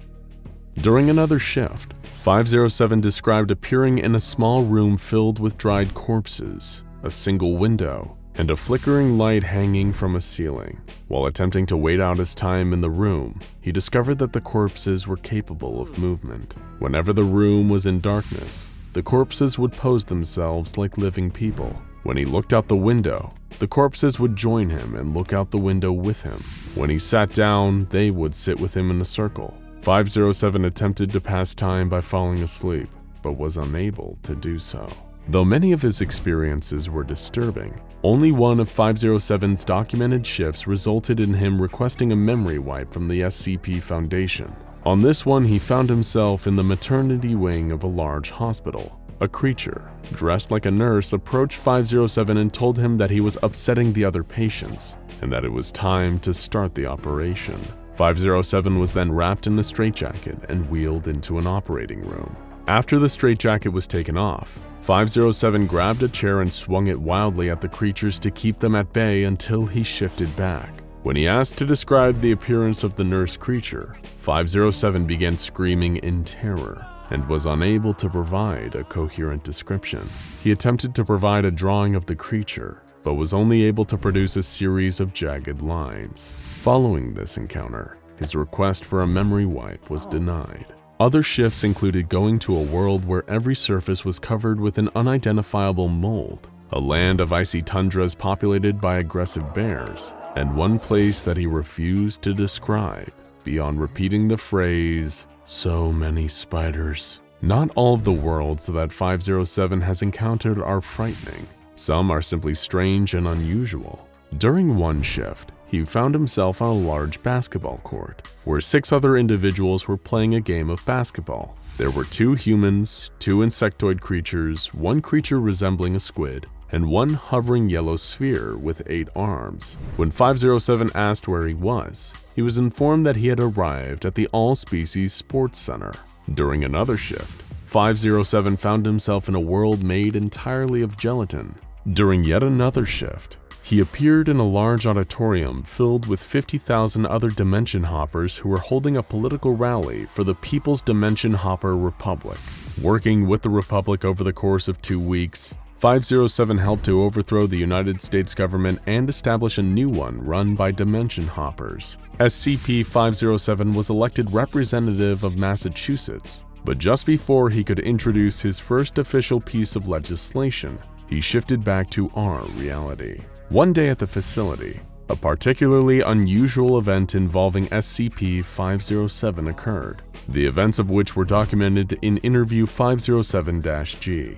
During a regular check-in, it was discovered that there were somehow 2 identical versions of SCP-507 in its room. They had apparently each arrived in the room independently and had been talking to one another for about half an hour before being discovered. These 2 versions were referred to as 507-A and 507-B. When prompted for an explanation, 507-B explained that there were more than one version of SCP-507 afflicted with uncontrollable dimension hopping. The doctor inquired as to which one of the 2 was the visitor, but the 2 declined to answer, fearing that this knowledge would cause the Foundation to view one of them as expendable. The 2 had multiple shared experiences that they related to the doctor, including both having encounters with the Smiling Man. During the interview, 507-B disappeared mid-sentence and did not reappear. The doctor asked 507-A about identifiable differences between his and his double's realities. 507-A explained that in 507-B's world, President Lincoln was killed by his vice president, whereas in 507-A's world, he was killed by General Lee. This revelation made it clear that neither 507-A nor 507-B were native to this reality. After this was revealed, 507-A was terminated and examined. No biological reason for 507's ability to hop from dimension to dimension was found, though it was discovered that several pieces of 507 will shift dimensions along with the rest of the body. 3 days after this interview was conducted, the correct SCP-507 reappeared, with no knowledge of his doppelgangers or what became of them. SCP-507 is classified as safe, meaning he doesn't require any real effort to contain. He's also safe in the more literal sense, in that he poses no threat to anyone else. The only person in danger in the presence of SCP-507 is himself, as he has been exposed to many dangerous conditions during his reality shifts, and it's never known whether 507's next shift will end up being his last. With the cause of his shifts still being unknown, there is nothing that the Foundation can do to prevent them. All they can do is monitor him and provide him with the items that might ensure his safety in the future, like a handgun loaded with rubber bullets, a tank of air, a high-intensity flashlight, a week of ration packs, a pair of binoculars, a tracking collar, and a camera. The tracking collar allows the Foundation to recover 507 when he shifts back to our reality, in a location other than the containment facility. The rest of the equipment was granted at his request, based on obstacles that he encountered in other dimensions. Due to his docile nature, 507 is given freedom to move about the facility, but when he leaves his private room, an agent must go with him to document any shifts that might occur. No one is allowed to touch SCP-507 though, if it has been more than 2 weeks since a shift occurred. This policy stems from an incident in which an agent who was touching 507's shoulder at the time of a shift was taken with him and did not return. When he is not shifting, SCP-507 lives a relatively normal life at the facility. He is allowed his own computer with internet access and can meet with other safe or Euclid-class SCPs that are not infectious or detrimental to his health. 507 has expressed an interest in the unusual and paranormal, and has enjoyed meeting with other SCPs, including a request to visit SCP-082 for a vacation. So far, all of these meetings have occurred without incident. Due to his anomalous shifting, SCP-507 will never be able to live a normal life. Unless he stops shifting, he will likely spend the rest of his days bouncing between unknown dimensions and his containment facility.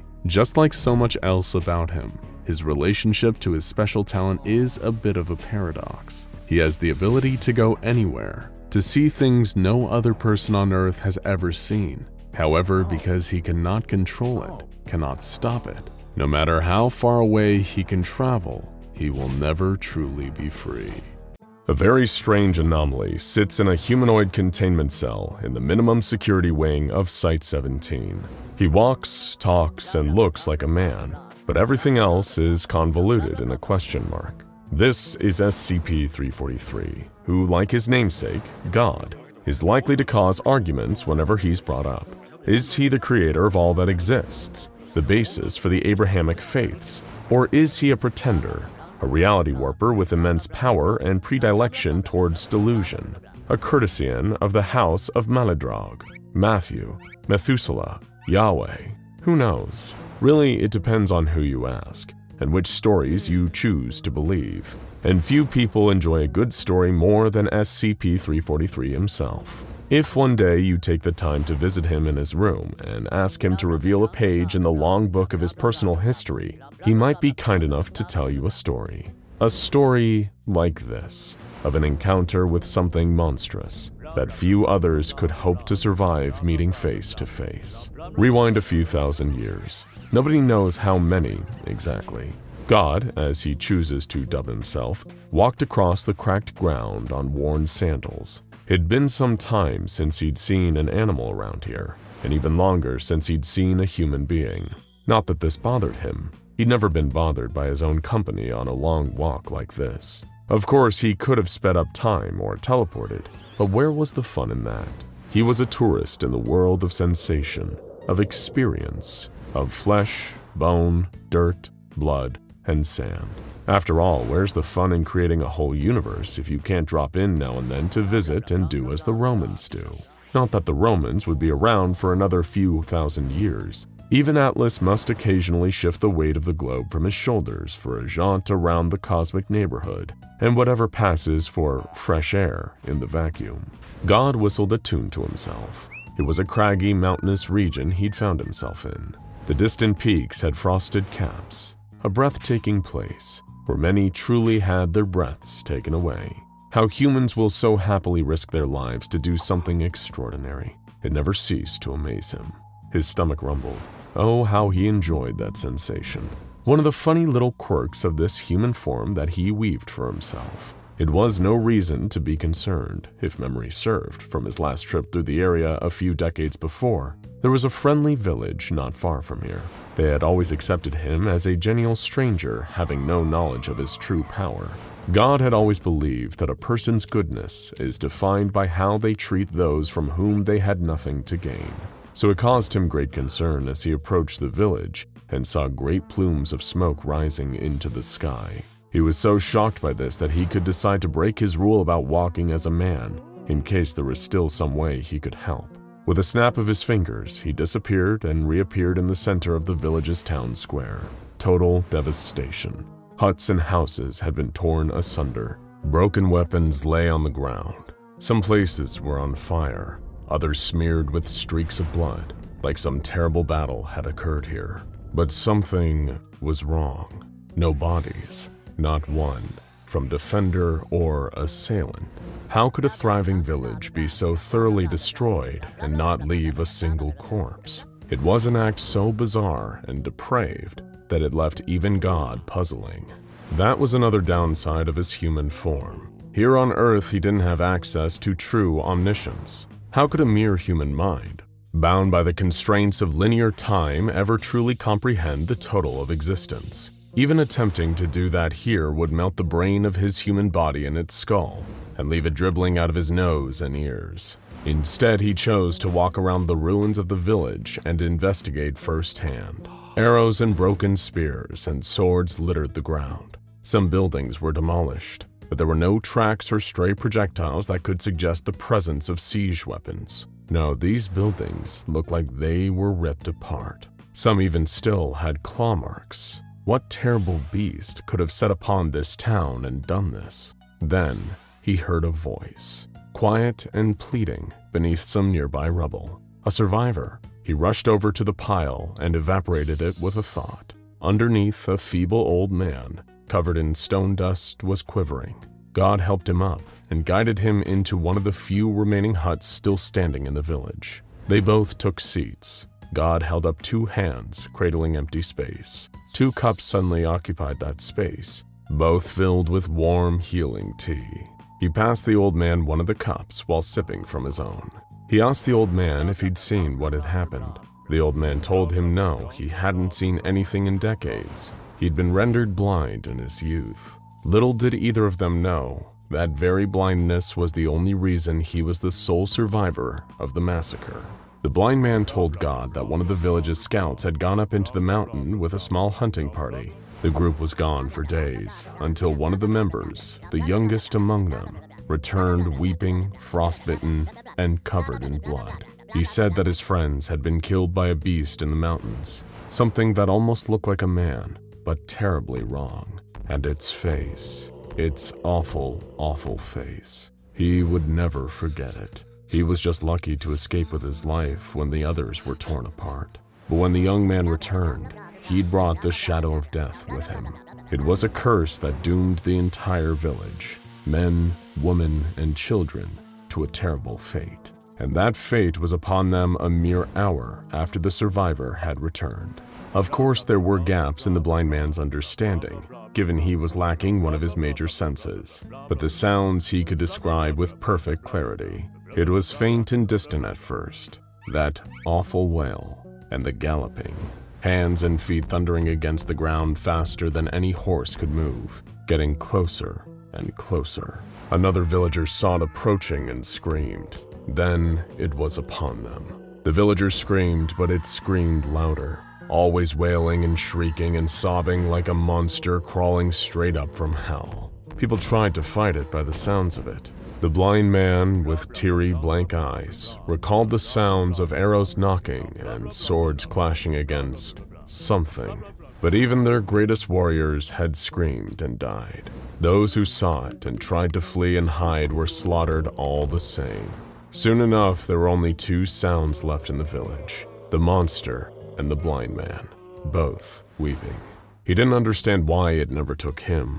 It wasn't fair. It took everything else. To leave him here alive when everyone and everything he'd ever known was destroyed was a greater punishment than even death. After killing all of these innocents, the monster had simply wandered off to the mountains again, the sound of its quiet sobs getting smaller and smaller until it was gone altogether. God comforted the blind man as he wept for the loss of all his loved ones. He told the blind man that he would venture up to the mountains himself and confront the creature on its own territory, and at the very least, find out why it had done this terrible thing.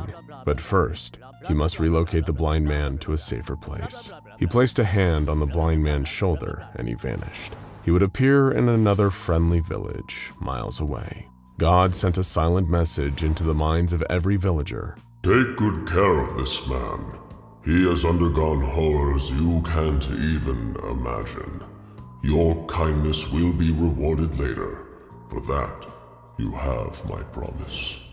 God sighed and turned his tired eyes to the distant mountains. A monster lurked up there, perhaps one of his own creations, or maybe a corruption of one of his creations. Either way, whatever existed without his knowledge existed without his consent, and he intended to know of the beast in the mountains. Though given what he'd seen already, he didn't expect to receive a warm welcome from this murderous demon. Miles away up in the mountains, the creature licked the blood from its cracked lips. It looked like it might have once been a human being or something that aspired to humanity or mocked it with its very existence. It was a huge, gangling beast, skin alabaster, eyes empty and soulless, dribbling rivulets of burning tears down a hideous, gaunt face. It crawled into the frozen mouth of a cave with great icicle fangs, wheezing and weeping. All it ever wanted was to be alone. Why did they have to keep interfering? Didn't they know what happened? All the terrible things they made it do. The creature curled its long, gangly body into the fetal position, scratching great ruts into the sides of its bald cranium with long, sharp fingers. Terrible things. Terrible, terrible things. and then there was a brilliant flash just a few feet away. The monster was surprised. It turned to see a figure silhouetted in the mouth of the cave. He wore sandals and thin robes. His eyes glowed with a kind of power that the monster didn't recognize. This stranger stared at the monster without an ounce of fear in his heart. He stared right into its eyes, unwavering. No, no, no, no, no, no! It could feel it again, the rage bubbling up deep down. A cauldron of seething anger. It hated the feeling like being lowered into a vat of molten metal. Unspeakable fire and pain coursing through every vessel. It began to weep and scream while the stranger in the cave mouth just watched, not moving a muscle. Do you know who I am? The stranger asked with a deep voice that betrayed almost infinite power, knowledge, and wisdom. But it wouldn't change the outcome here. The monster bounded at him at speeds that wouldn't be seen again until jet planes and bullet trains are invented millennia into the future. Its jaws were hanging impossibly wide, fangs borne, its arms extended, and deadly claws ready to strike. But before those terrible hands could close around the stranger, he vanished. The monster stumbled and rolled across the snow, confused. What trickery was being used here? I'll take that as a no, said the voice from behind him. You ought to show your father some respect. More respect than you gave to those poor people down in the village, at least. Seething, the creature turned and saw the stranger standing back in the darkness of the cave, staring at him. But the beast didn't have the capacity for awe or holy terror, only violence. Boundless, limitless, unstoppable violence. It darted towards the stranger again, trying to strike him. Somehow it was like fighting an empty robe. Not a single one of its deadly strikes seemed to hit the stranger. The stranger leaped backwards, putting some space between himself and the monster, but still not breaking a sweat. He breathed in deeply, then exhaled. The breath came out like a mighty typhoon, shocking even the monster with its sudden force. It was blown backwards, a leaf in the wind, until its long claws dug into the ground and anchored it in place. The stranger gave a wry smile at this, impressed. My, you're certainly a tenacious one, aren't you? He said. Perhaps we can talk for a little while instead of fighting. I want to know why you killed all those people. No answer. The beast roared, its mighty limbs pounding into the ground as it closed the gap between itself and the stranger in fractions of a second.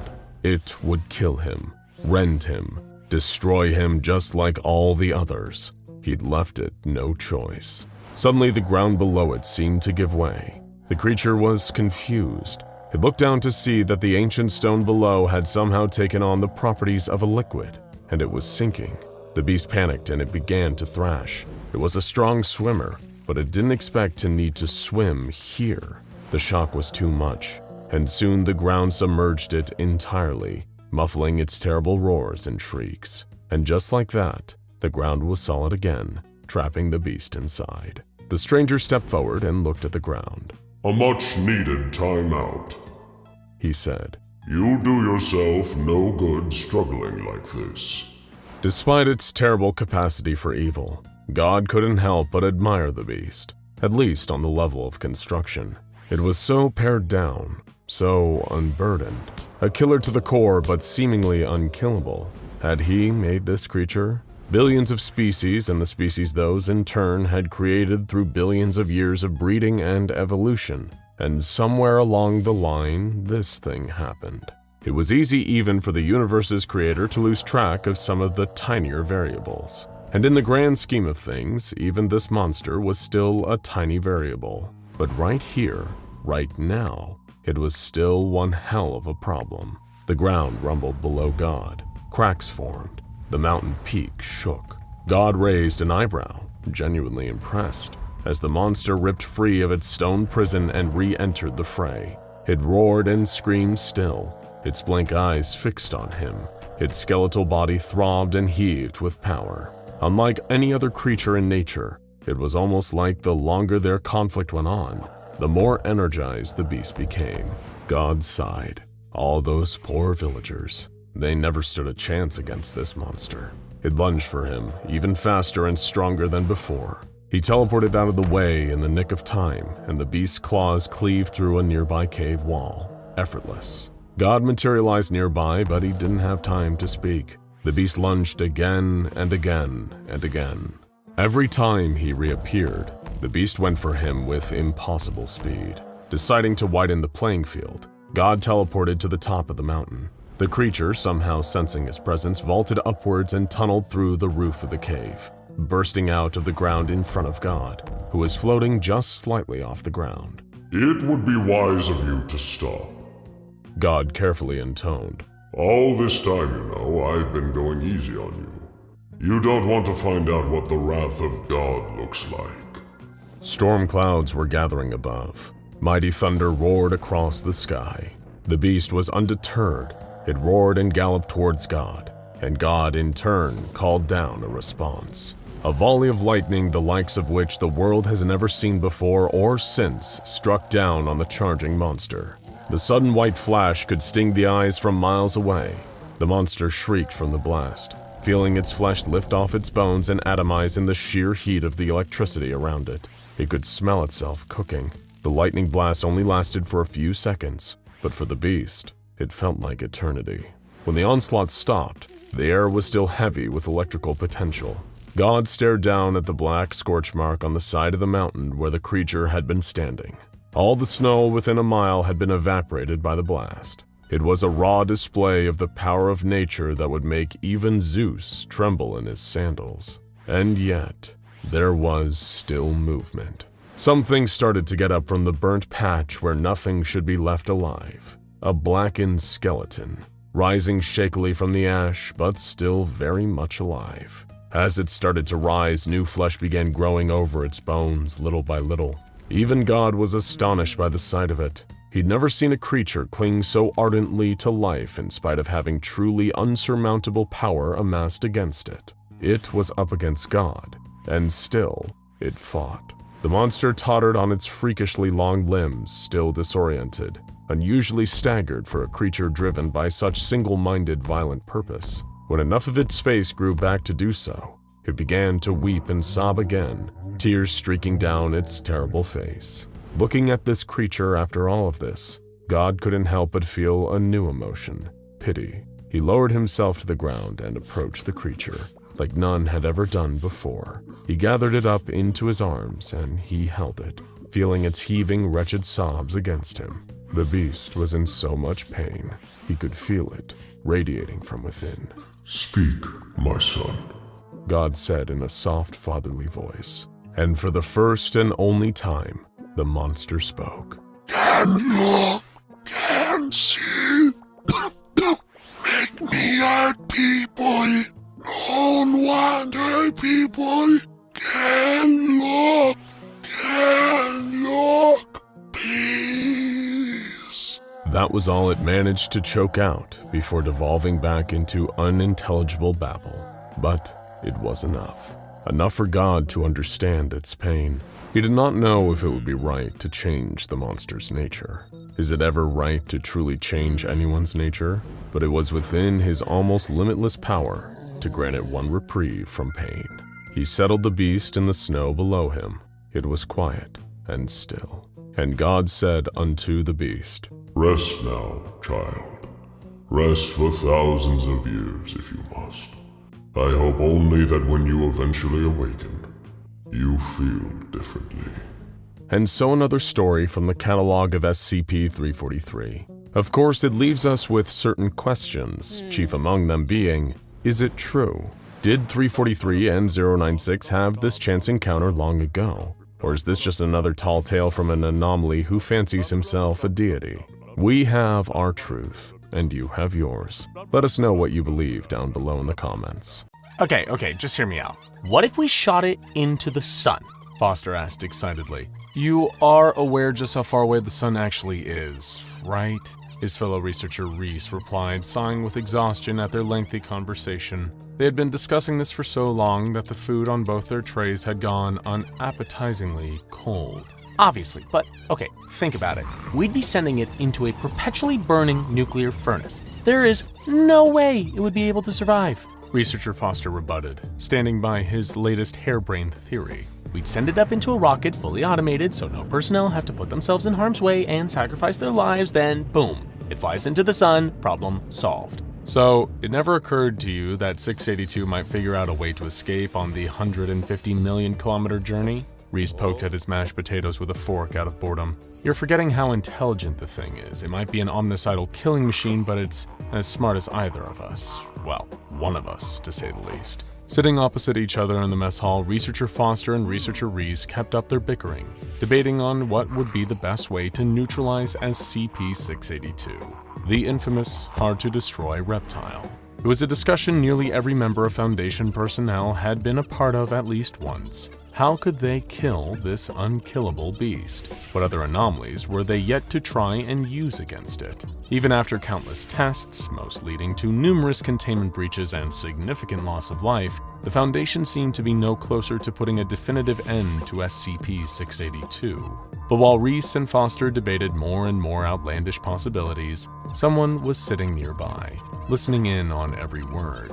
At a table, all by himself in the mess hall, a man in typical Foundation security officer garb was quietly scrawling everything the pair of researchers were saying on a notepad. The photo identification and name tag he wore on his uniform identified him as one Elias Anderson, a long-serving member of the SCP Foundation, with an extensive service record logged in their personal database. Of course, that name and the whole identity were just a cover. The real Officer Elias Anderson was dead, his body being kept on ice, hidden in a morgue within a secure black site. It hadn't taken long for the man now wearing Anderson's uniform and using his name to update the officer's photo with one of his own face in the Foundation's database, keeping his subterfuge so far undetected. Gathering up his notepad, casually hiding it under his tray as he stood up and walking towards the mess hall exit, the unknown infiltrator made his way to the nearest elevator, riding it up to the highest level, making sure any other passengers had gotten out on other floors. The security officer flipped the emergency stop switch.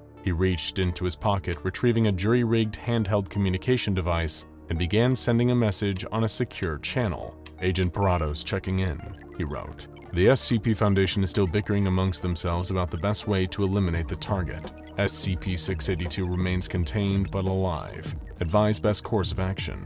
The cursor on screen blinked for a few seconds, awaiting a response. "Excellent work, Agent." The reply from GOC Command finally arrived, lines of text scrolling rapidly across the screen. "As long as this anomaly is allowed to live, it poses an ever-present life to all threat on Earth. What is your assessment of the Foundation's approach to termination?" Parados thought to himself for a moment before sending back, "They're overthinking it." "Affirmative," the Coalition wrote. "Have the O5 Council still denied termination of SCP-682 via nuclear weapons?" The undercover agent quickly responded, confirming that this was indeed still the case. There was another pause, almost like the whole GOC was thinking carefully about what to do next. "Global Occult Coalition executives have conferred in private to authorize a hammer-down operation to eliminate the anomaly known as SCP-682.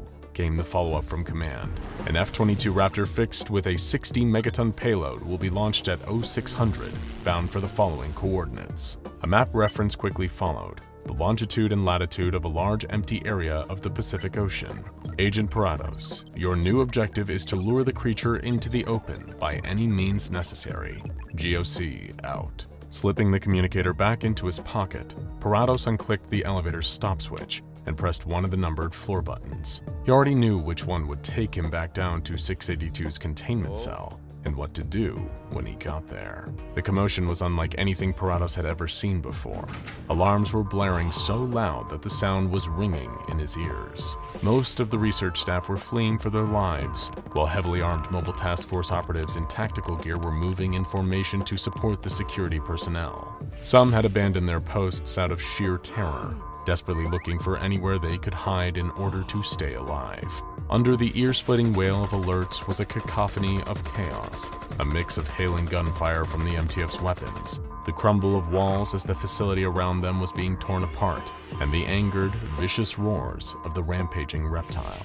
All hands were on deck. The Foundation, while always on high alert, had been caught completely unprepared for a containment breach. SCP-682 was making short work of any living personnel in its path. carving them up with its claws or devouring them while they were still alive, leaving a trail of blood and destruction in its wake. Any survivors on site were quickly instructed to retreat into the command center, and Parados casually slid in alongside a gaggle of panicked researchers. He recognized one of them from the mess hall, researcher Foster, wide-eyed and disassociating in shock, the blood of his colleague Reese still wet on his face and lab coat. The outer doors of the command center were locked down, while all efforts inside were put towards coordinating the recontainment effort, tracking the escaped anomaly's movements via a live satellite feed.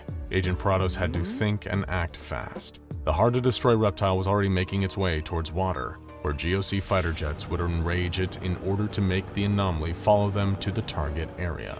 But if the Foundation had a chance to recapture SCP-682, his entire mission would be declared a failure. Checking that nobody was watching, Parados snuck over to a computer terminal.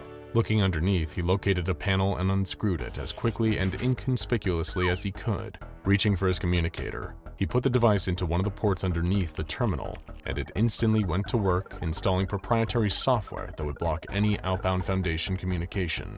Hey! Foster stammered, spotting Parados sabotaging the terminal. Hey, what is he doing? Within moments, the researcher had gained the attention of the surviving security personnel, who rushed over and tackled the saboteur. The officers restrained Parados, one grabbing each of his arms as they held him in place. But it was too late. Communication suddenly went offline, cutting the command center off from the rest of the Foundation. Who are you? One of the security guards yelled over and over again, punching the infiltrator in the gut each time. Who do you work for? Fighting through the pain, Parados had kept his jaw clenched so tightly that he could feel his teeth grinding together like they were about to crack. We still have access to all saved internal data. One of the Foundation technicians, a man named Baxter, chimed in after examining the computer terminal. According to this security footage, he's the one who sprung 682. Do we still have no comms? Foster asked timidly, still trying to wipe Reese's blood off of his coat. Negative, the technician answered. Whatever this device is, it's deactivated every way we have to transmit. We can still receive, though. His voice trailed off, reducing to match the low silence that was now filling the command center. Everyone in the room, including the restrained Agent Parados, had gradually turned to face the massive screens, displaying the satellite footage of SCP-682. It was small, but visible, thanks to how zoomed in the orbital lens was. The hard-to-destroy reptile had reached the water and was making its way across the ocean. At the same time, the bird's-eye feed of the Pacific showed something else, a tiny winged object barreling through the air at almost supersonic speeds. That's a fighter jet, one of the security guards declared, breaking the tense silence. Probably a Raptor by the looks of it. It was, in fact, a fighter jet speeding towards SCP-682. The creature seemed unaware of the aircraft. It was merely traveling in the opposite direction, but the pair were on a direct course with each other, bound to meet at any moment now.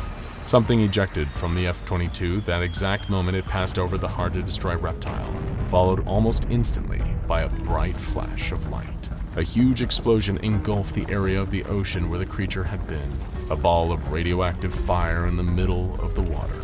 The Foundation personnel in the command center watched in horror at the nuclear detonation, holding their breath, dreading what they would see when the mushroom cloud dissipated. He's with the Coalition, the nearest security guard realized, referring to Parados. It was well known amongst the staff that the SCP Foundation maintained a somewhat fragile alliance with the global occult coalition. While they had historically worked together when their goals aligned, the GOC were more intent on destroying anomalies wholesale, wiping them from existence in order to protect the United Nations and peoples of the world.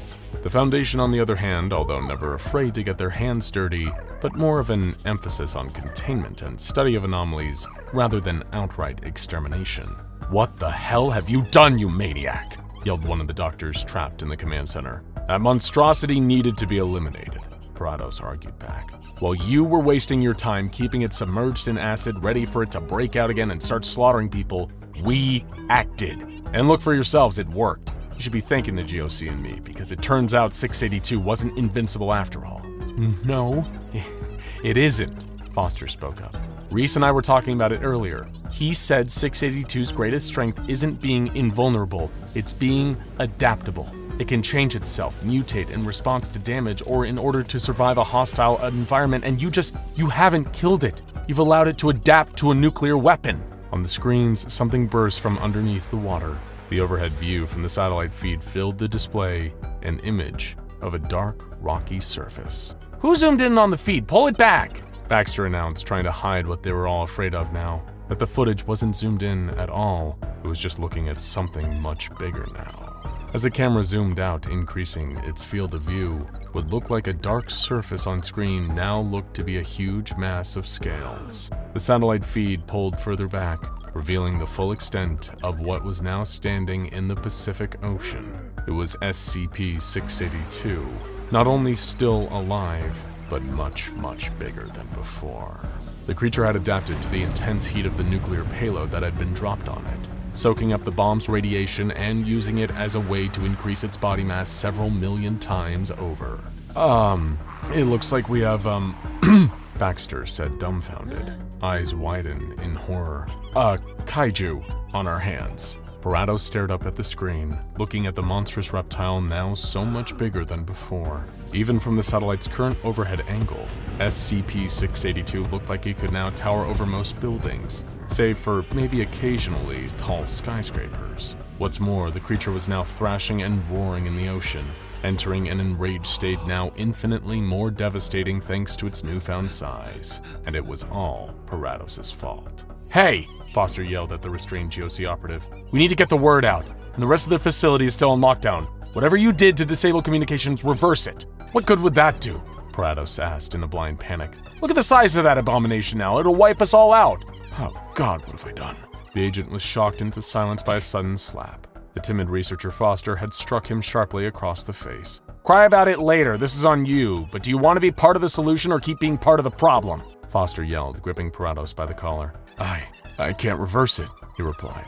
"I blocked all outbound Foundation transmissions. My comm device is the only thing that wasn't affected." "Good enough," Foster said, holding a handout to Baxter, who passed him the confiscated GOC tech. "Then you're going to contact the Coalition for us."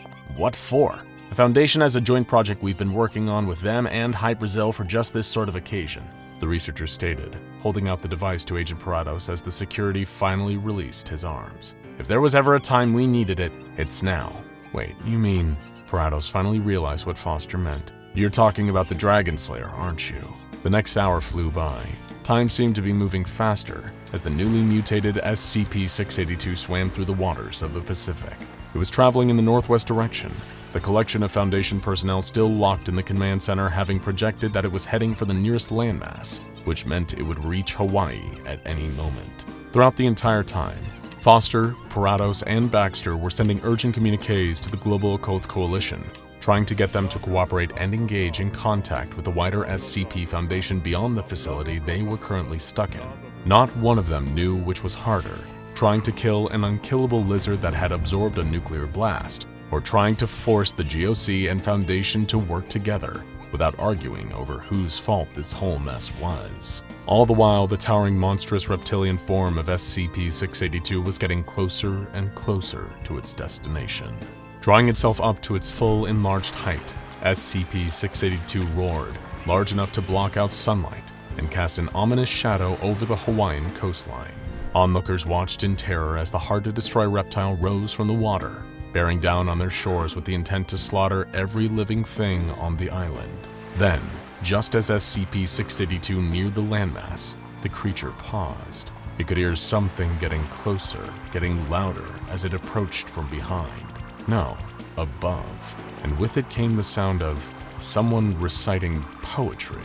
Before the creature could turn to face its attacker, the piercing metal of the cold iron sword plunged through its scaly back and out through its front. The hard-to-destroy reptile roared at the searing pain of the stab wound, whipping its tail as it thrashed in its fury. Something heavy and metallic deflected a swipe at the creature's tail. It was a huge, robotic arm of a gigantic, mechanized titan. It was SCP-5514, the Dragon Slayer. Controlled by its skilled pilots with a swift, fluid motion, SCP-5514 delivered a brutal backhanded strike to the reptile's snout, staggering the beast while also withdrawing its mighty cold iron sword at the same time. SCP-682 growled in discontent. Even its infamously adaptable healing abilities were halted by a wound from the Dragon Slayer's blade. Watched by the innocent civilians on the island and the Foundation through their satellite above, the kaiju-killing mech assumed a battle-ready stance as the hard-to-destroy reptile reeled back to roar. The moment it opened its sharp-toothed jaws, a fiery atomic blast came spewing forth from SCP-682. It had adapted not only to withstand the nuclear weapon the GOC had used on it, but also developed the ability to unleash a burst of radioactive fire. Within the Dragon Slayer, the pilots braced for impact as the blast struck the outer armor of the mech.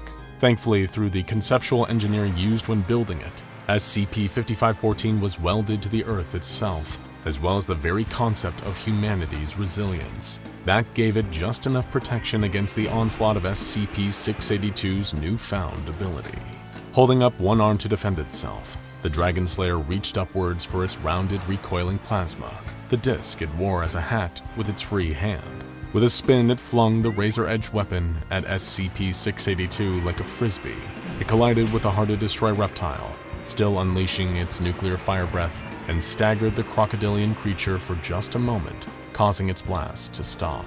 SCP-5514's pilots commanded the mech to charge forward, as the rounded, recoiling plasma disc spun back through the air and returned to the Dragon Slayer's hand thanks to its built-in electromagnets. Within the robotic vehicle, the 1,000-word arrows were still loudly reciting their poetry.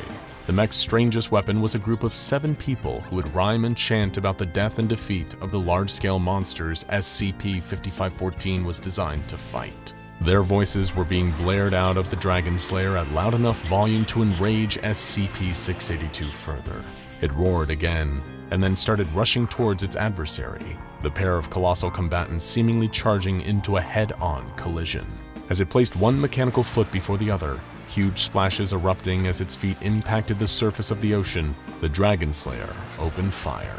The Beowulf Sigurd railgun mounted on its shoulder began launching electromagnetic energy bolts at SCP-682.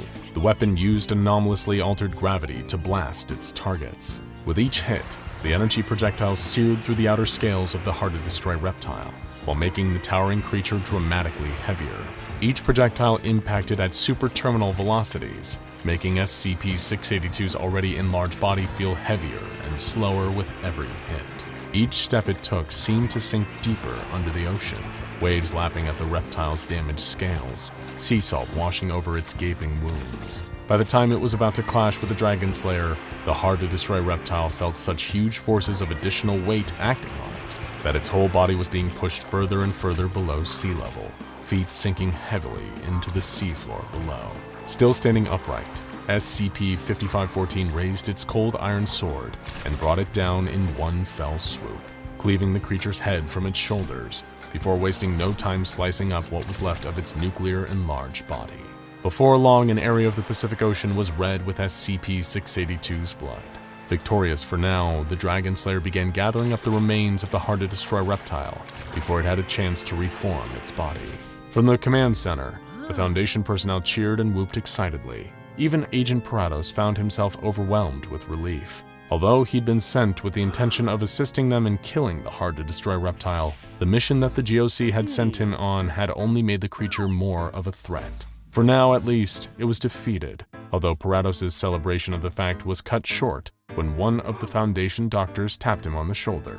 "Excuse me, GOC Agent Parados, isn't it?" the man asked. "My name's Dr. Bright, and this here's my associate, Dr. Clef. We'd like to have a word with you about the, incident you just caused." Agent Hogan hadn't seen what had grabbed the commander. The sounds of blood-curdling screams had made his eyes instinctively snap shut. Hogan kept both eyes tightly closed, nothing but darkness blotting out his vision even as the desperate, gravelly-voiced yells of the commander filled his ears. Then, suddenly, there was a scream, one that was abruptly cut off. With a heavy thud, something dropped to the ground, close enough to Agent Hogan's feet that he could feel the vibrations of it hitting the floor through his boots. It was the commander, completely still and silent. Even though he'd been trained to look danger in the eye, Agent Hogan still didn't open his eyes, not even for a split second. This was the first time that anything like this had ever happened,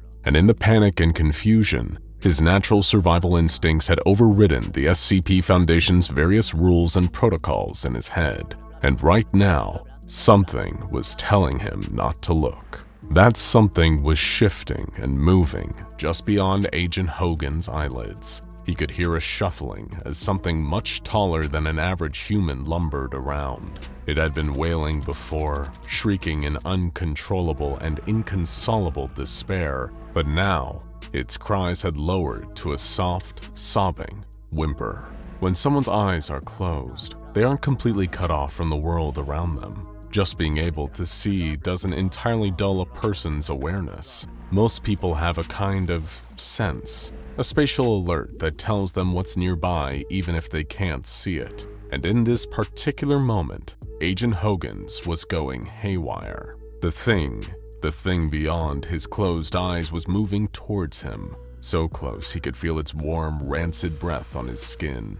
Just knowing it was so close, hearing it breathe and sob gently, sensing it standing so close to him, it made the agent's already pounding heart rate start to climb. He could feel beads of sweat crawling down the side of his face as the creature leaned in closer. It almost felt like it was trying to goad him into opening his eyes. "Go on, just take a peek," came a nagging, gnawing voice at the back of Hogan's mind. He couldn't help it. It was a natural human response to be curious. But as intriguing of a sight as it might have been, the creature was far more terrifying. Hogan had no idea what horror he'd be faced with if he even opened his eyes for a second. Little did he know, forcing himself not to look, whether out of fear or pure survival instinct, had saved the agent's life. He could sense the creature turn and start to slink off, getting further away again as it lumbered around a corner on its elongated legs. Still, Agent Hogan waited a little longer before opening up his eyes again, just to be safe. It had all started around a month earlier, when the SCP Foundation had discovered a potential anomaly was being housed by a group known as the Department of Abnormalities. You see, back then, the SCP Foundation wasn't quite the sprawling, ginormous anomaly containment organization some might be familiar with. It was far from being in its infancy at this point in time either, but the Foundation was only just beginning to expand its collection of dangerous and unusual anomalies. They had received word of an anomaly that was being held in a facility in Stuttgart, Germany, where Department of Abnormalities personnel had gone to great lengths to secure it. However, despite all the measures they put in place, this creature was able to escape and didn't leave a single survivor in its wake after breaking free.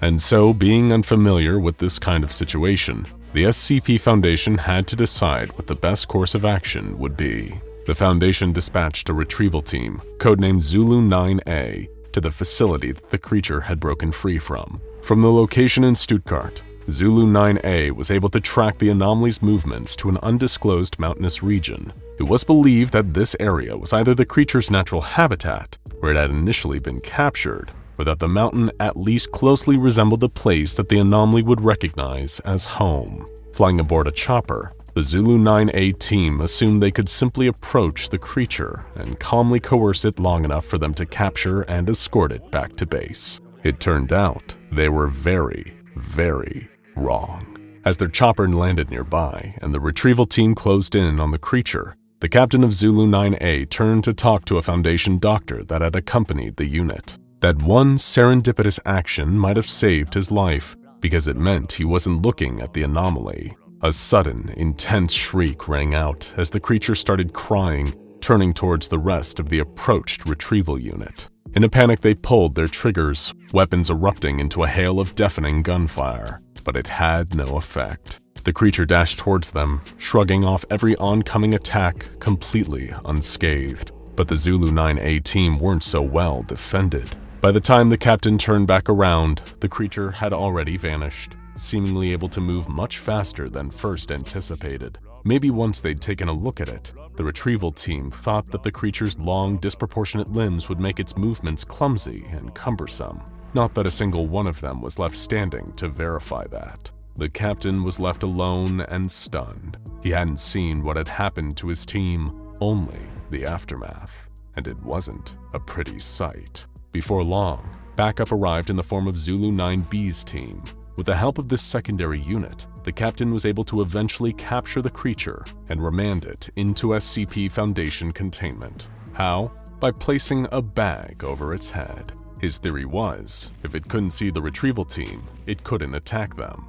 And while this strategy might have worked, he was only half right. Of course, the SCP Foundation's mandate has always been to contain and study the anomalies that it encounters, and this was all the more prevalent during these earlier days of the organization. So naturally, once the creature had seemingly been captured and secured, a group of overzealous and eager scientists were quick to step in so that they could closely examine the anomaly. And for a time, they were able to work with little obstruction. They could determine the basic details about the creature's physiology and have that information logged in its very own file on the SCP Foundation's internal database. But one scientist made a very fatal mistake during those early tests and studies. Perhaps because the Foundation had already captured the creature and secured it within the walls of its own facility, they believed it posed no further threat to personnel anymore, that it couldn't hurt to remove the bag and take a closer look. The very instant the bag was removed, chaos broke loose. It was as if someone had lit the fuse of a firework, only for it to explode before they could rush to a safe enough distance away. Not only were the scientists studying the creature horrified by the sight of its grotesque wide-jawed face, but they were all seconds away from meeting the same grim and grisly fate as the retrieval team sent to capture it. Now they had seen its face, and the monster was loose within the Foundation. At that particular point in time, the Foundation's early mistakes, this kind of thing was unprecedented. It had never happened before, not once, and nobody knew what to do. Most of the anomalies they had encountered so far were benign, either harmless oddities, passive and non-hostile creatures or artifacts with a few strange or unexplained properties, but with no real sentience to speak of. But this was a ferocious abomination, intent on causing harm to the Foundation's own staff. So someone needed to act, and do so fast. A handful of armed Foundation agents happened to be on site at the time. Security officers Hendricks, Hogan, and Stevens, as well as Sutton, the surviving captain from the Zulu 9A retrieval team. The second that the creature was seen and began retaliating against those that had seen its face, deafening alarms began to blare. That was all the warning they would get. There were no special containment procedures yet, no protocol or standard procedure for something like this. The Foundation didn't even have a term for the situation that was going on, although after today, they would. This was the SCP Foundation's first ever containment breach. Given that he'd been involved in retrieving the creature that was now on the loose, Captain Sutton took lead of the small group, coordinating them as their de facto commander. "Don't worry, we just need to get another bag over its head and get it back into containment," he instructed as calmly and confidently as he could, given the tense circumstances. "This thing is highly aggressive, but if you stay out of sight, it won't come after you. Corners and stay frosty. We'll split into twos and fan out. Should have more of a chance of catching him that way."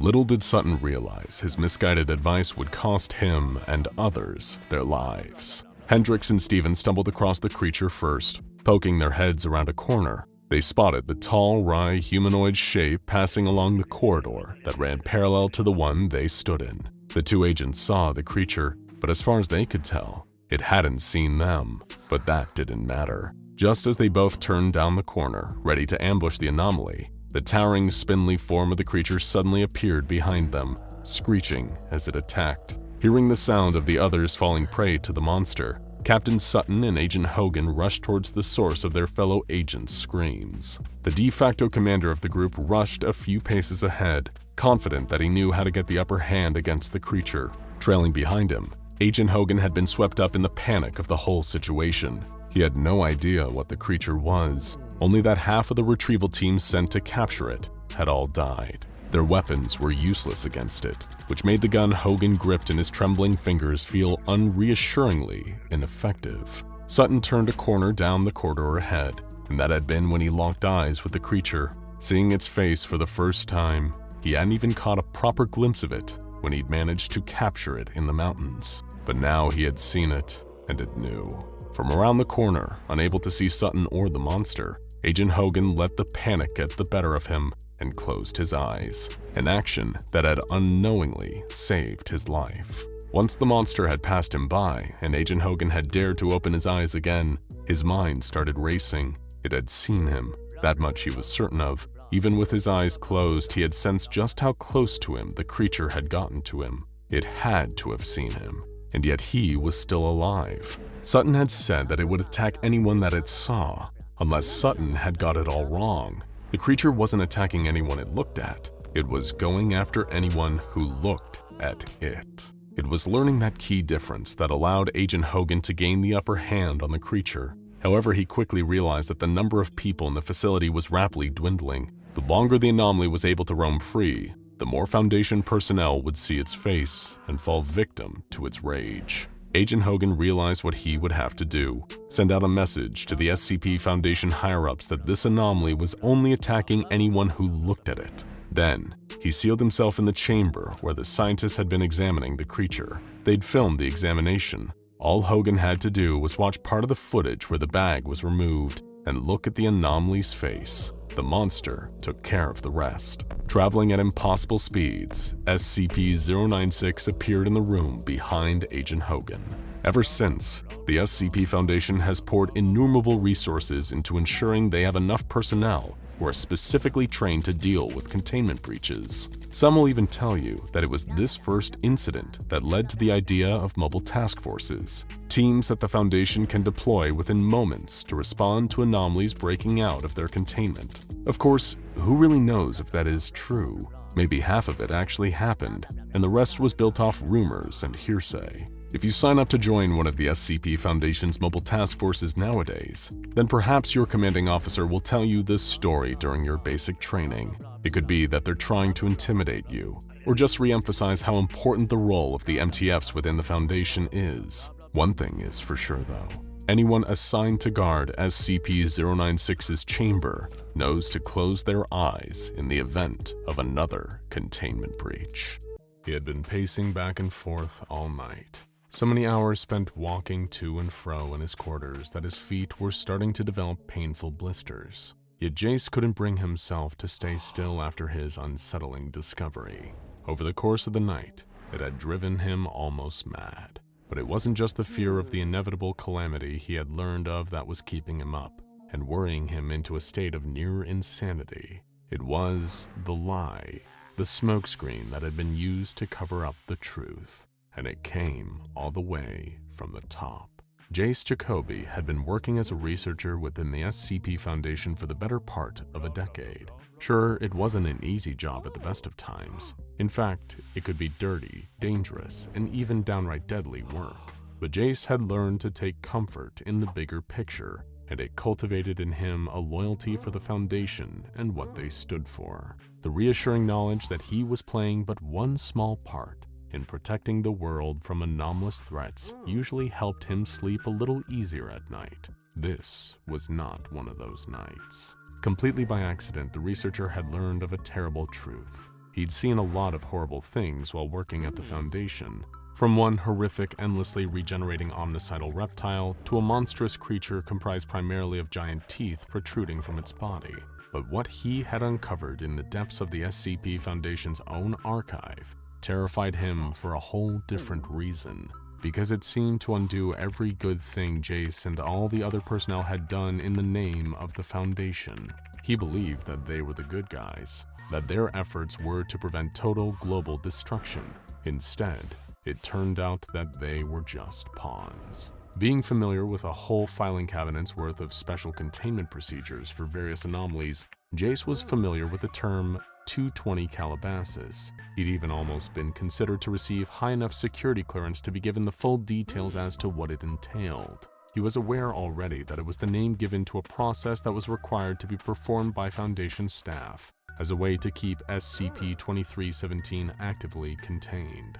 SCP-2317 was a wooden door leading to another dimension, or at least, it appeared to be. After accessing some restricted files, a suppressed secondary level of information hidden underneath the SCP-2317 entry, Jace discovered what was really going on. SCP-2317 was, in part, a door to another world, as its nickname suggested. But that wasn't the whole story. Beyond the door lay a barren salt plain, the only structures visible for miles being 7 identical stone pillars, with ancient symbols carved into their surface. Frequently, a small group of Foundation personnel and security staff would be sent into SCP-2317, each one of them given a specific role to undertake as they performed 220 Calabasas. That process required for active containment was more like an occult ritual, involving holy water, an obsidian-edged knife, chants that invoked ancient powerful gods, and a chicken to act as a live sacrifice. If Jace had just learned those specifics of 220 Calabasas, he wouldn't have realized that the ritual was actually a phony, even a pretty convincing one at that. Buried beneath the pillars was chained something of unspeakable, unknowable power. It had gone by many names, each invoking a particularly nasty sense of trepidation. The Sire of Tyranny, Kural Irbrav, or simply the Devourer of Worlds. The 220 Calabasas ritual was supposedly a way to keep the beast locked below, to strengthen the 7 chains each latching the ancient monstrosity to the pillars above. Except it didn't. It was a smokescreen. The ritual did nothing to keep the shackles of the Devourer intact. There was but one chain remaining, one more tether keeping the ancient beast caged. And over the years, no matter how many times the Foundation performed 220 Calabasas, it was eroding, getting weaker and weaker. It was inevitable. The Devourer of Worlds would one day be free. And yet, that wasn't even the worst part about what Jace had uncovered. What could possibly be worse than learning an eldritch deity intent on unfurling doom couldn't be contained with the one method the Foundation had? Well, it was that the Foundation knew. It had known for a long time that 220 Calabasas was nothing more than a charade, with all the effectiveness of a band-aid over a broken leg. As if that wasn't bad enough, Jace had traced the source of this cover-up right to the very top, to the highest operational level within the SCP Foundation's hierarchy. The O5 Council was responsible. They had known for a long time about the ineffectiveness of 220 Calabasas, and yet hadn't pursued any more permanent solutions to the looming threat posed by SCP-2317 and the Devourer. After a sleepless night, Jace could hold it in no longer. He had to tread carefully. Given how far up the chain this conspiracy went, it was hard to know who to trust. Something had to be done, that much was clear to him, whether that involved sealing or outright destroying SCP-2317. But if those tasked with overseeing the entire Foundation were in on this cover-up, then Jace had to be extremely careful about who he went to for help. There was only one person he was certain he could rely on, and share his findings with in secrecy. Senior researcher Ellis had long been a good friend of Jace's. In fact, he'd even go so far as to say Ellis was his only real friend within the Foundation. The more experienced member of personnel had practically mentored Jacoby from his earliest days as an SCP researcher. Ellis had helped him get to grips with certain difficult containment procedures, and even taken the fall for Jace after some of his early mistakes nearly caused a containment breach. Researcher Ellis's seniority meant he only got away with a metaphorical slap on the wrist. But most crucially for Jace right now, Ellis wasn't a high enough rank to be even close to any of the upper echelon Foundation doctors, like Dr. Bright or Dr. Gears. Nor was he senior enough to have any direct dealings with the O5 Council. If there was anyone working at the Foundation that Jace could possibly confide in about his findings regarding the truth behind SCP-2317 and 220 Calabasas, it was Ellis. And maybe, between them, the pair could put their heads together and avert the catastrophe of the Devourer's inevitable escape. Jace was nervously pacing back and forth while Ellis's eyes were glued to the terminal in his quarters. He had shown him a saved copy of the full archive entry on SCP-2317, detailing everything. Not just the steps required to perform 220 Calabasas, but the additional information about the ritual not working, and that the O5 Council knew it. After a long, painful wait for researcher Ellis to scan through the entire file, he leaned back from the terminal screen and sighed. "Well, this is hardly ideal," he stated matter-of-factly. "Hardly ideal?" Jace echoed, his fear of what all this meant manifesting itself as a frustrated outburst. "I think you might be underestimating it a little there, Ellis. This isn't just some mild inconvenience we've now got to live with. We're talking about the end of the world as we know it, XK class. And on top of that, the Council knows it's coming and are doing nothing about it. Instead, they're making these high-clearance personnel go and pointlessly slaughter chickens and recite meaningless prayers about 7 seals, 7 rings, 7 thrones for the Scarlet King." "Jacoby, calm down," Ellis replied sternly. "Let's talk about this rationally. For all we know, this file here could be a part of SCP-2317's containment procedures. That's what I'm saying. The procedure is ineffective, he argued. Let me finish, the senior researcher responded calmly. We know of dozens of other anomalies that employ infohazardous or memetic effects, and sometimes it's not uncommon for entities of such nature, with capabilities to infect information itself, to be combated via the use of deliberate, necessary misinformation. This file might not even be an accurate description of SCP-2317. It could easily be a method for containing something else. No, that doesn't... Jace paused, holding his forehead.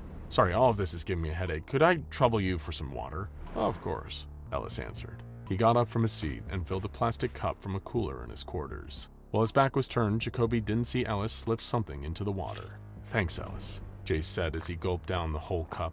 Like I was saying, that theory of it being a memetic threat doesn't make sense. You've seen SCP-2317 from a distance. We both have. It's a physical dimensional gateway. I mean, a door to another world is literally its code name, for God's sake. Why would there be a real door with an intangible info hazard behind it? Ellis stroked his chin, pondering quietly. For a moment, Jace's vision seemed to get a little blurry, but he blinked it away. Okay, so if we take everything in the SCP-2317 file as gospel, then answer me this. What do you propose we do about it? His mentor asked. We have to think radically. Together, I think you and I need to come up with an alternate permanent solution to the impending threat posed by SCP-2317. Then we present it to the O5 Council, storm into their chamber if necessary, and demand them to implement it. The next 220 Calabasas is scheduled for a few hours from now. We need to bring them something that will actually work, not just that performative pantomime they put on as a smokescreen. Otherwise, Alice... Jace paused for a moment, hearing his own voice crack with despair. If we don't, the Devourer is going to destroy everything. You said the words permanent solution. Elaborate for me, please. Ellis responded. Look, I think we have only two options, the frightened researcher said. Jace noticed he was starting to feel drowsy, lightheaded even, needing to shake himself to stay upright and conscious. We either find a way to seal SCP-2317, or we destroy the door to another world outright. The 220 Calabasas procedure, ritual, they take a 1 kiloton nuke in case of containment failure, right? We detonate one of those inside the dimension, pray that it kills the Devourer worlds, then we shut the door and blow that up behind us too.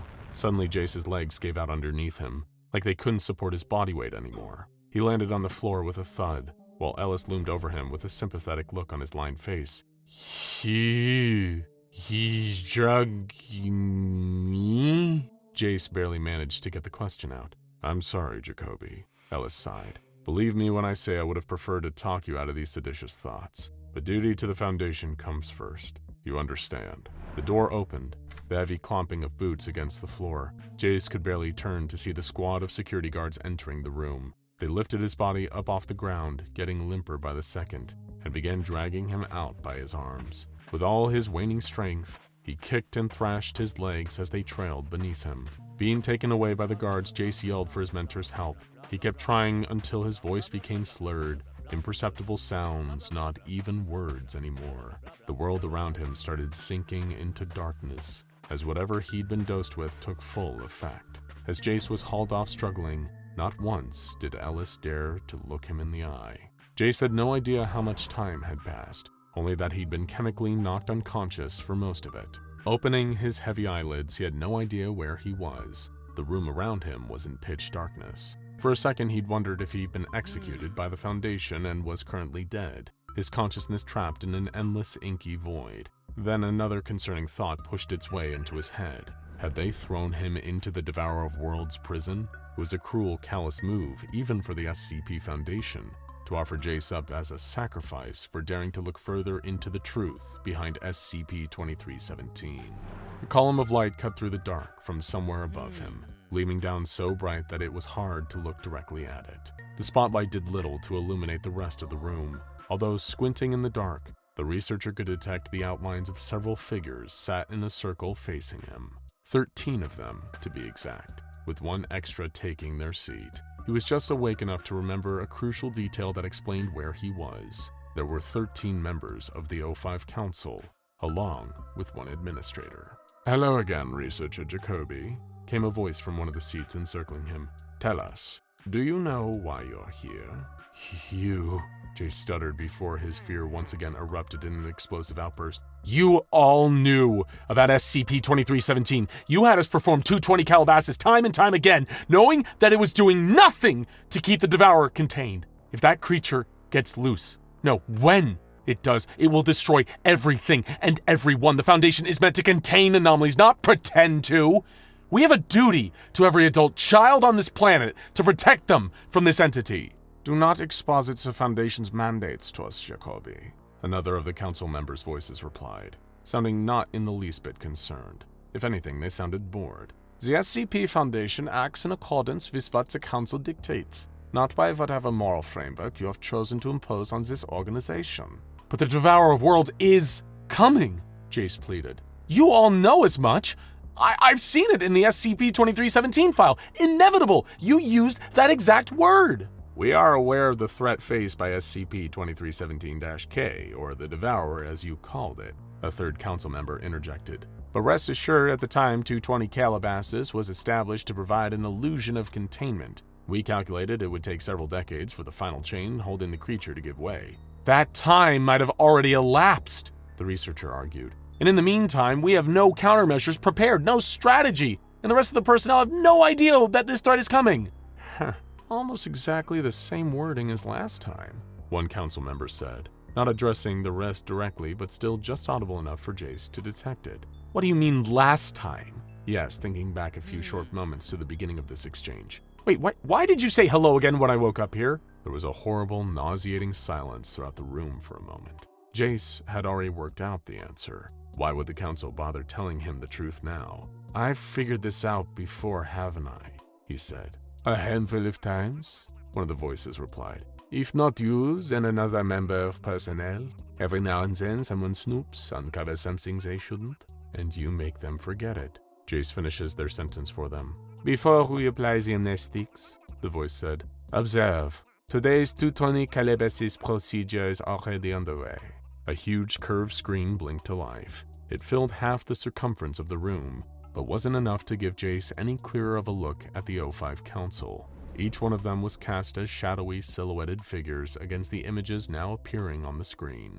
It was footage being streamed live from one of the personnel cleared to enter SCP-2317. They were already in the middle of performing the phony ritual, spritzing holy water over the 7 pillars, unaware that one of them was still linked to a chain keeping the Devourer imprisoned below. Suddenly, there was a rumbling, a shaking reverberating through the ground on the video feed like an earthquake, or something moving underneath. "Oh my god," Jace breathed as he watched in horror. "It's happening! The Devourer is coming now! Get them out of there!" Some of the O5s mumbled awkwardly to themselves. "We shouldn't act with too much haste. It could just be the creature reacting to the ritual," one hypothesized.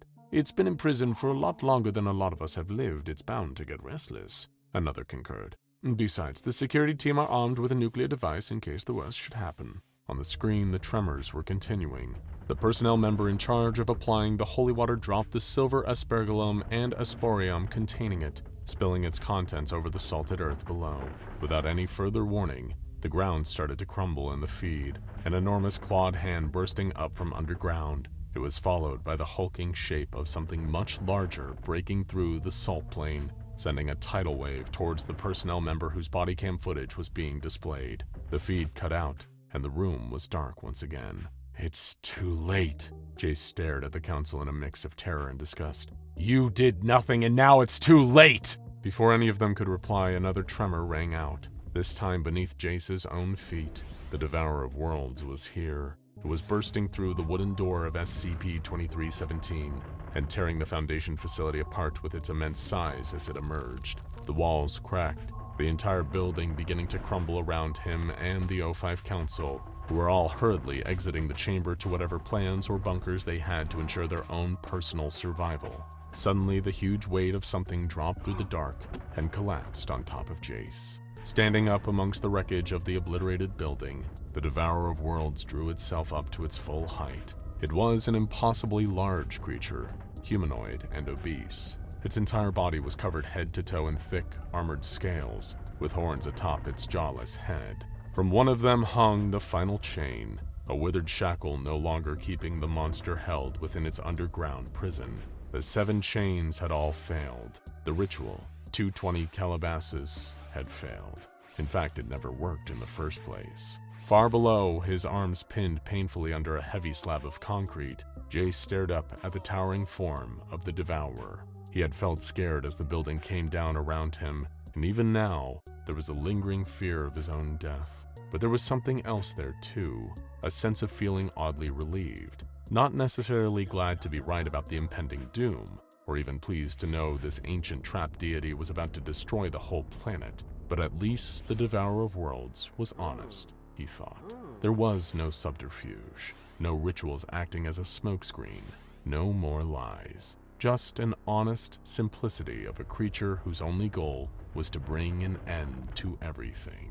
As Jace watched, the Devourer raised its hands up, reaching the highest pinnacle of the sky, then brought them straight back down to Earth. It plunged both deep into the skin of the world, deep enough to crack the very surface open. Mantle and magma were spewing everywhere, like blood from the gaping wounds it left in the planet. Jace Jacoby closed his eyes as the ground beneath where he lay trapped ripped open, plummeting him into the dark. I would like to here again state that 106 is not, as is commonly believed, a basic predator, on par with an advanced shark. SCP-106 is a sentient being, albeit a totally alien one.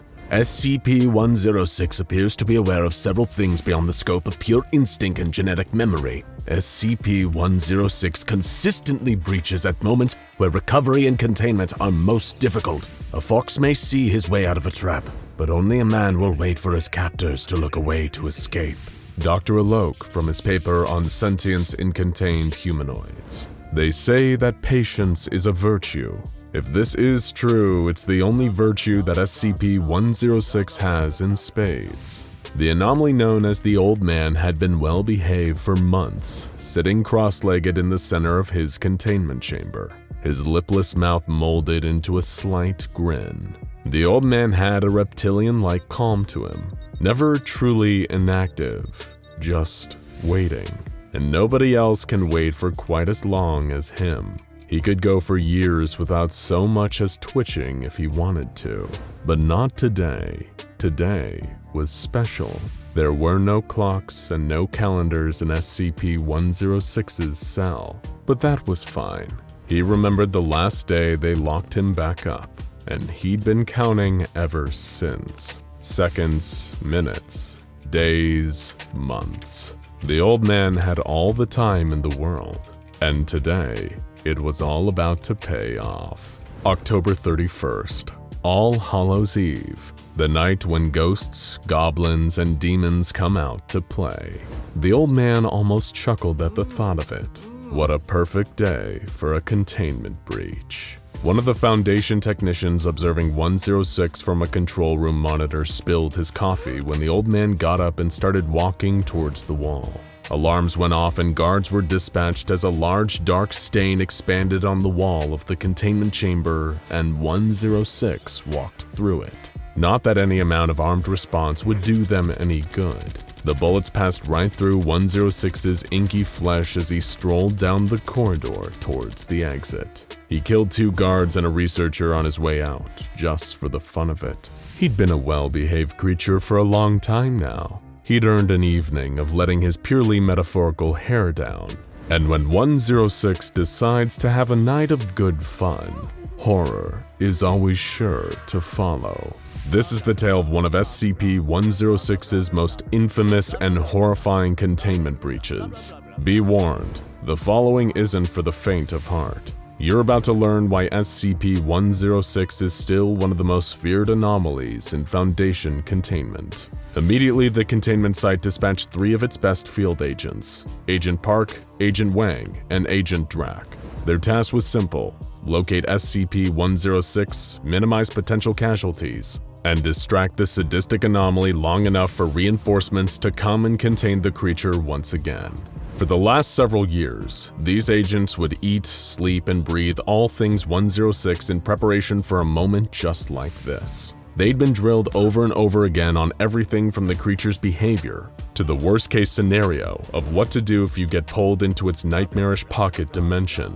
They were as trained as a person possibly could be for this situation, and fitted with state-of-the-art Foundation equipment to boot. And yet, they were still terrified. They passed through the streets of the nearest city, where containment experts believed 106 was most likely to head after his escape. People of all ages, dressed in Halloween costumes, were out enjoying the night. Child-sized superheroes were hanging out with even smaller villains. Horror movie slashers were sharing drinks with cops and nuns. Countless candy-carrying zombies wandered through the streets. None of them had any idea of the true horror that walked among them. The three agents went over their training silently in their minds. 106 was intelligent, more intelligent than anyone back at the Foundation really gave it credit for. It had planned this. It knew that it could blend in among the costume monsters that were sure to be out tonight. Nobody would be able to tell the difference until it was too late. One such person was a young woman named Alice. Dressed up as an angel, her experience that night would be far from heaven sent. Her boyfriend had made the always classy move of breaking up with her right before they were supposed to head to a Halloween party, leaving her in a fit of emotional distress and embarrassment. Over the course of the next several hours, she obsessively reflected on her ex-boyfriend's audacity and lack of empathy towards her, burdening her mind and filling her head with anxiety. His last words, "I'm sorry, it's over," gradually became louder and louder in her thoughts as she stumbled in sadness away from the noise of the streets towards a thicket of trees. She was in such despair she could barely stand, and as she staggered through the vegetation, she didn't even notice the shuffling of footsteps behind her, or that they were getting closer and closer and closer. Alice tripped and caught herself against a nearby tree. That's when she noticed a sudden burning sensation on the skin of her hand. She looked up and saw that her hand was now coated in a sticky tar-like substance. Whatever it was, it seemed to be eating away at the tree, and she could hear the hiss of the corrosive liquid as it melted the skin of her hand. A twig cracked beneath her, and she turned to see the rotting old man staring at her with a malicious grin. She screamed and began to run, but the alcohol had robbed her of her coordination. She tried as hard as she could to escape while cradling her burning hand, but it wasn't enough. She felt a spike of excruciating pain rock her nervous system. The old man had reached into her back like a man operating a puppet. His long, burning fingers, dripping with corrosive grease, had melted through her skin and grabbed her by the spine. She screamed in pain, but she was too far away. Not a soul could hear her, and the only creature that could didn't have anything resembling a soul. The creature grabbed her and pulled her into its blistering embrace. It smiled the whole time, baring every rotten tooth. It held her in place, burning the rest of her body as the two of them sank into the ground together, more acidic sludge pooling at their feet. Alice screamed on, and SCP-106 loved her all the more for it. The screamers were its favorite. By the time Agent Drack, Parks, and Wang found Alice, it was hard to know that this had once been a human. But they knew one thing for certain, that this was the work of the old man, and they suspected that he wasn't close to being done with his campaign of Halloween terror. Next came a little boy named Jason and his unfortunate friends. They were dressed as the Justice League, with Jason leading the group as Batman, all of them wearing costumes that made them feel like true heroes. It had been a good night, their bags heavy with candy. As they walked down an alleyway they'd passed through countless times on their way home from school, they had no idea what was waiting for them. A long, gnarled hand dripping with black ooze suddenly shot out of the wall and grabbed the boy dressed as Superman. He screamed as he was pulled towards the ooze, his braces shining in the moonlight, and kept screaming until he disappeared into the solid brick wall. The rest of the Justice League broke into frightened screams and scattered, but they weren't fast enough. Hands kept emerging from the wall, grabbing the children, burning them, pulling them into the dark. Only Jason got away, running and screaming as his friends were yanked into the void. But no one gets away from the old man that easily. A black puddle formed on the ground in front of Jason, and the old man rose out of it, still grinning its malicious, spiteful grin.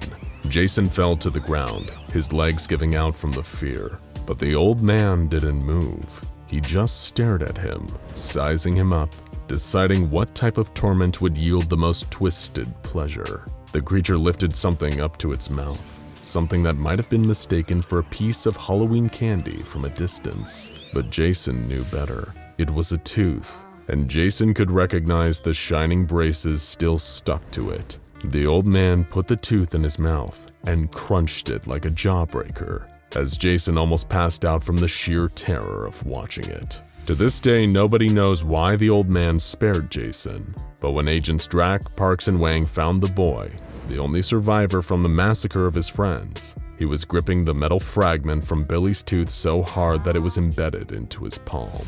But the night still wasn't over yet. The old man still wanted to have just a little bit more Halloween fun. One little boy couldn't join in on the Halloween adventures all his friends were having. He was stuck at home sick with a stomach flu that had been going around at school. All he could do was sit and watch scary movies as his mother answered the door, passing out candy to the trick-or-treaters that he wished he could join. He sighed as he heard his mom at the front door giving candy to pirates, zombies, and vampires. Tomorrow would be even worse when he was forced to watch his friends eating their candy and reminiscing about all the fun that he wasn't involved in. His self-pitying was interrupted when he heard his mother open the door to another trick-or-treater, but this time, there was no exchange of words or candy, just a long, blood-curdling scream. The little boy quickly got up to investigate, his heart pounding in his chest. The sound of his mother's pain kept echoing down the hall as the heavy footsteps of something else approached. It rounded the corner and the little boy saw it in all of its horrifying glory, like something out of one of the old horror movies he had been watching, only worse. It was the rotting old man, dragging his dying mother along with one hand that was stuck right into the flesh of her chest and grabbing her by the ribcage. He screamed and ran upstairs towards the bathroom, the only room in the house with a lock. He could hear the plodding footsteps of the creature following him up the stairs, followed by the sickening sound of what must have been the old man dropping his mother's body. The little boy slammed the bathroom door shut, locked it, and collapsed against the wood. His face was hot and sticky with tears, but at least he was safe for the moment. Surely someone had heard his mother's screams and would come to save him. As he was imagining the police bursting through the front door and gunning down the monster, he heard a hissing sound coming from above him. He looked up and saw the face of the old man melting through the door and smiling at him from above. He tried to scream, but the monster opened its mouth and a tide of corrosive liquid hit him in the face. Moments later, someone did burst through the front door, but it wasn't the police. It was the 3 agents drawn to the old man's location by a trail of violence and acidic black mucus. And as far as 106 was concerned, this was a great thing. He had just finished breaking his last set of toys, and the new ones were here right on schedule. Park fired at the creature, but it wasn't enough to save Agent Drack. He was standing just a little too close and underestimated how fast the creature could move. Before he knew it, he was being dragged into a messy portal in the wall by an entity that was beyond his darkest nightmares. When he woke up, he was in the one place that anyone who knows about SCP-106 hopes never to find themselves: the Pocket Dimension, that labyrinth of twisting, rotting hallways where the old man has total dominion. You'd rather be in hell under the care of the devil himself than end up there. Agent Drack encountered horrors beyond conception before he finally, mercifully, died at the old man's hands. No weapons or training could save him. No amount of effort could dig him out of this hole.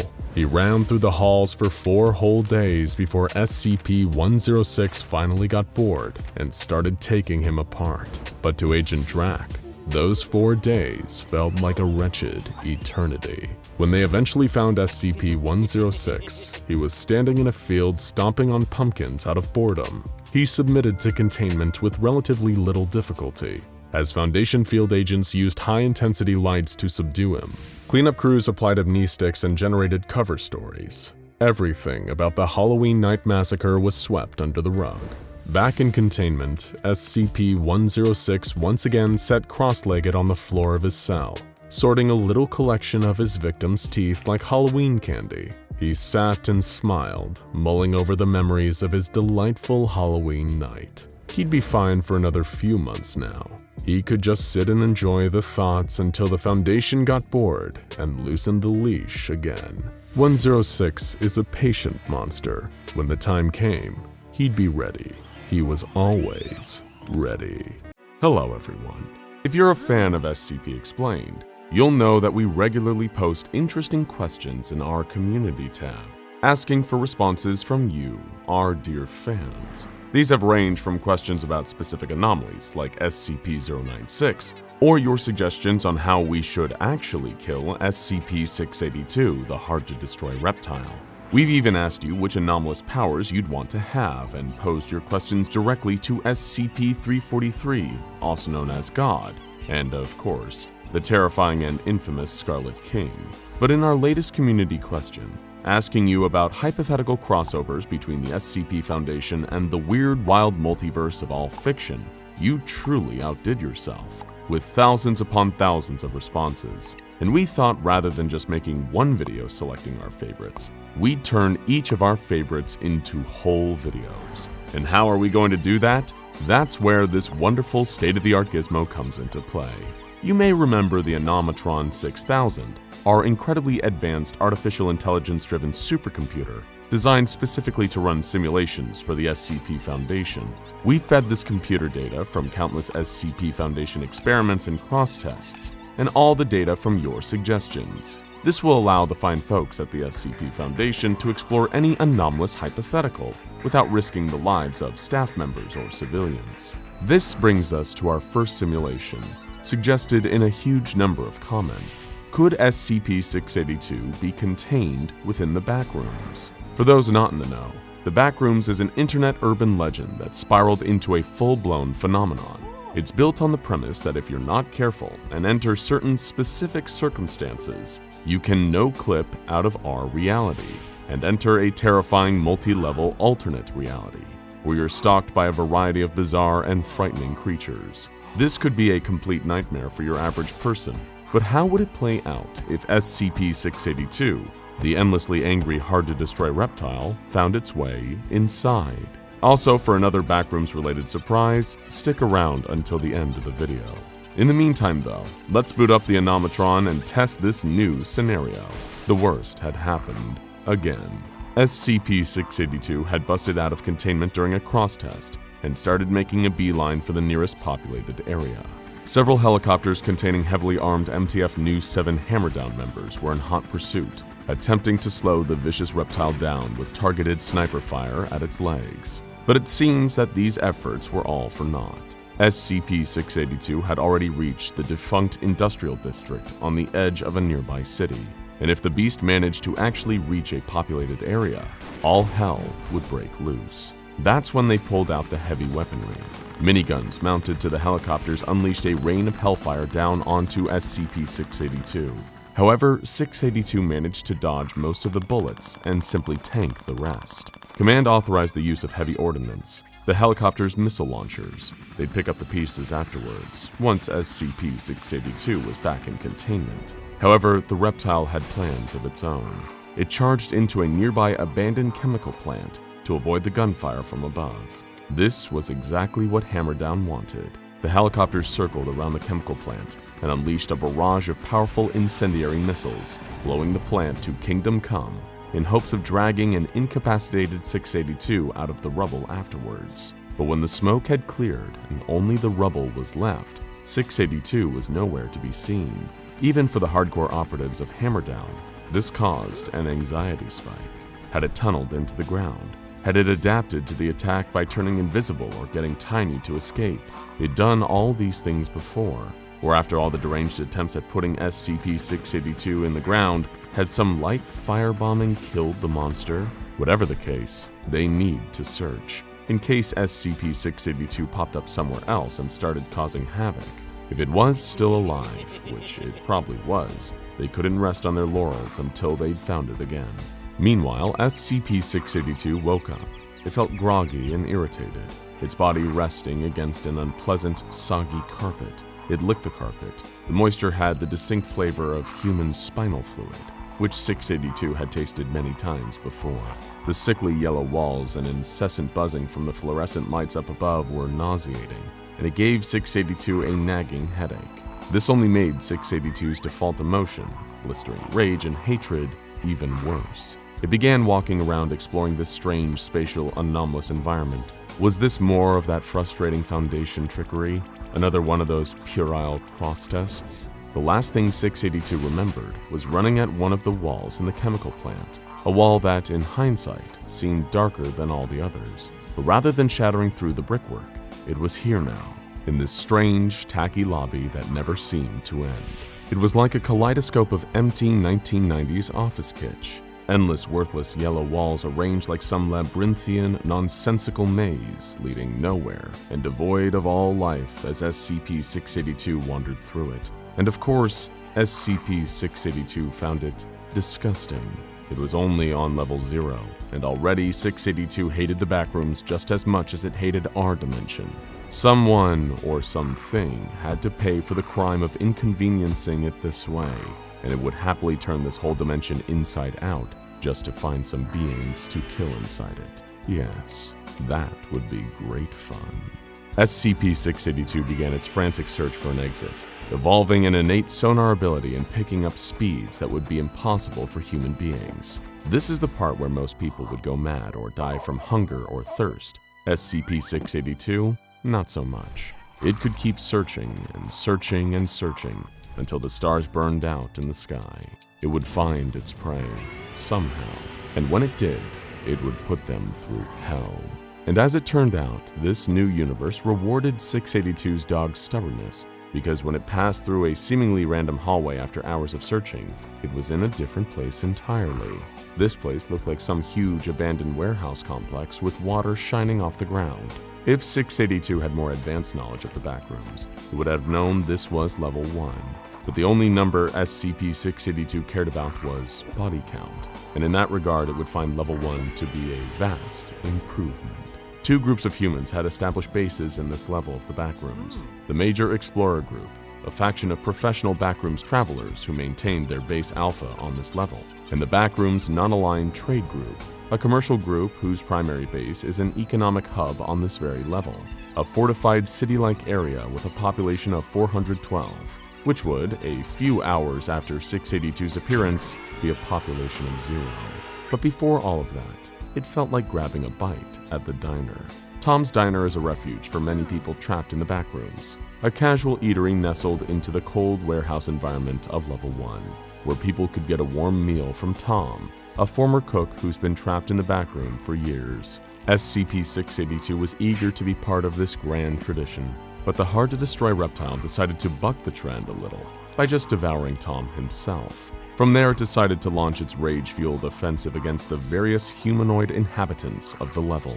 Both the Major Explorer Group Base Alpha and the Backrooms Non-Aligned Trade Group Trade Keep were heavily fortified against the kind of entities these folks had gotten used to facing in the Backrooms, but they were completely unprepared for a creature of SCP-682's sheer power, intelligence, endurance, and ferocity. The SCP Foundation had been studying the creature for decades, with far more resources than either of these 2 Backrooms-bound groups, and they still had a hard time keeping the beast consistently contained. Sadly for the great bastion of human hope in the Backrooms, SCP-682 swept through both outposts in a matter of hours, killing everyone there without an ounce of remorse. The only person there it took its time with was the final human being left in the decimated remains of the Major Explorers Group Base Alpha. It grabbed the man by the throat and squeezed, asking with its guttural, growling voice, Were you and your dead brethren allied with the SCP Foundation?" Despite his fear, the Explorer told 682 that he had never heard of the SCP Foundation, nor did he know what kind of entity 682 was. Then what is this place? Tell me, and I might give you a quick death." The Explorer gave as good a response as he could.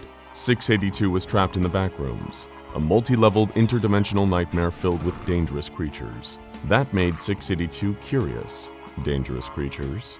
That could make an interesting challenge. 682 asked the explorer how it could access these other levels and find these creatures, and the explorer explained that through exploring these levels enough, anyone could no-clip into the next one. It really was that simple. With that, 682 knew all it needed to know and carelessly murdered the final human being of level 1.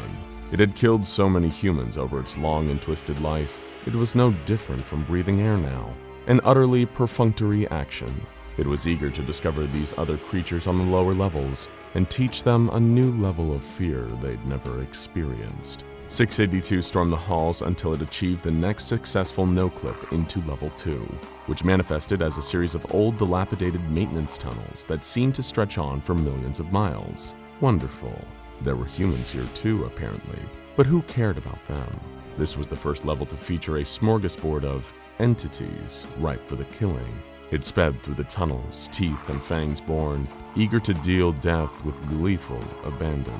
The first entities it encountered in the expansive tunnels of level 2 were a collection of beings known as crawlers, insect-like creatures infected with an extremely aggressive fungal growth. Just getting close to them could present an active risk to humans, not so much for a creature that could easily regenerate after being tossed into the sun. As the creatures tried to lunge, SCP-682 simply crushed and devoured them with little effort. They tasted a little stale on account of the fungus, but the chewiness was pleasing. Hopefully there would be more challenging foes down in the tunnel than these mere insects, SCP-682 thought to itself, while journeying deeper into the endless network of tunnels. Soon enough, SCP-682 ventured into a section of the tunnel engulfed in total darkness. Its eyes quickly adjusted, developing immaculate night vision. That's when it spotted another creature sharing this little slice of darkness with it. A pair of floating, glowing eyes and almost cartoonish teeth, grinning like some maniacal Looney Tune. This is an entity known as a Smiler, and they're a terrifying threat to any humans venturing through the Backrooms. SCP-682 wasn't impressed. It began a perfect adaptation for the situation. Its body began to glow, emitting incredible levels of both heat and light, carving through the darkness of the tunnel and causing the Smiler to emit a terrible, piercing shriek. The sheer heat of this new ability melted sections of the level 2 tunnels around SCP-682. When the light finally dimmed down to slightly more reasonable levels, where the Smiler once stood was instead a fizzling black scorch mark. Another creature had painfully bitten the dust, and SCP-682 was starting to have some fun. It took off further down into the tunnels, looking forward to finding its next victim. Sadly for SCP-682, it wouldn't get to kill the next set of victims. A group of 4 child facelings, spooky, faceless little girls who like to cut apart their typical human victims with small objects, were waiting a little further down the pipe. However, when they felt SCP-682 approaching, they almost sensed the power and cruelty of the beast coming towards them. Even being little monsters themselves, game recognized game, and they knew that they needed to get the hell out of there before the monster arrived. They climbed between the pipes on the tunnel walls and skittered off into hiding places deep in the dark. Lucky for them, SCP-682 passed them and just kept going. What would be the point in wasting time on these little morsels when there were apparently so many other creatures to massacre down here? Next, SCP-682 came across a truly pathetic creature, something that the mighty reptile honestly felt a little embarrassed even interacting with. It was a creature known as a clump, a strange bundle of living limbs that will move at great speeds and attack its usually human targets. It tried to do the same to SCP-682, maniacally flailing its many twisted limbs. 682 killed it in a single stomp and moved on, feeling its own psychological equivalent of pity, but not that much of it. Not long after mercy killing the clump, SCP-682 came face to face with a series of hounds, mutant humanoids who travel on all fours, behaving in a wolf-like fashion. This would, of course, be the stuff of nightmares for your average human being, but would far more likely put a being like the hard-to-destroy reptile to sleep with sheer boredom. Humans acting like dogs. That makes them even more worthless, the creature thought, as it charged forwards and began tearing the group of hounds to shreds. Minutes later, it was splitting off into an adjoining tunnel, searching for more easy entertainment. But the deeper SCP-682 made its way into the bowels of Level 2, the more it approached a truly horrifying realization. The creatures it was slaughtering here were even more boring than the ones the SCP Foundation ceaselessly threw at it back on its native reality, or at least the reality where they'd contained it. Back in that world, it had faced giant flaming demigods with swords hotter than the sun.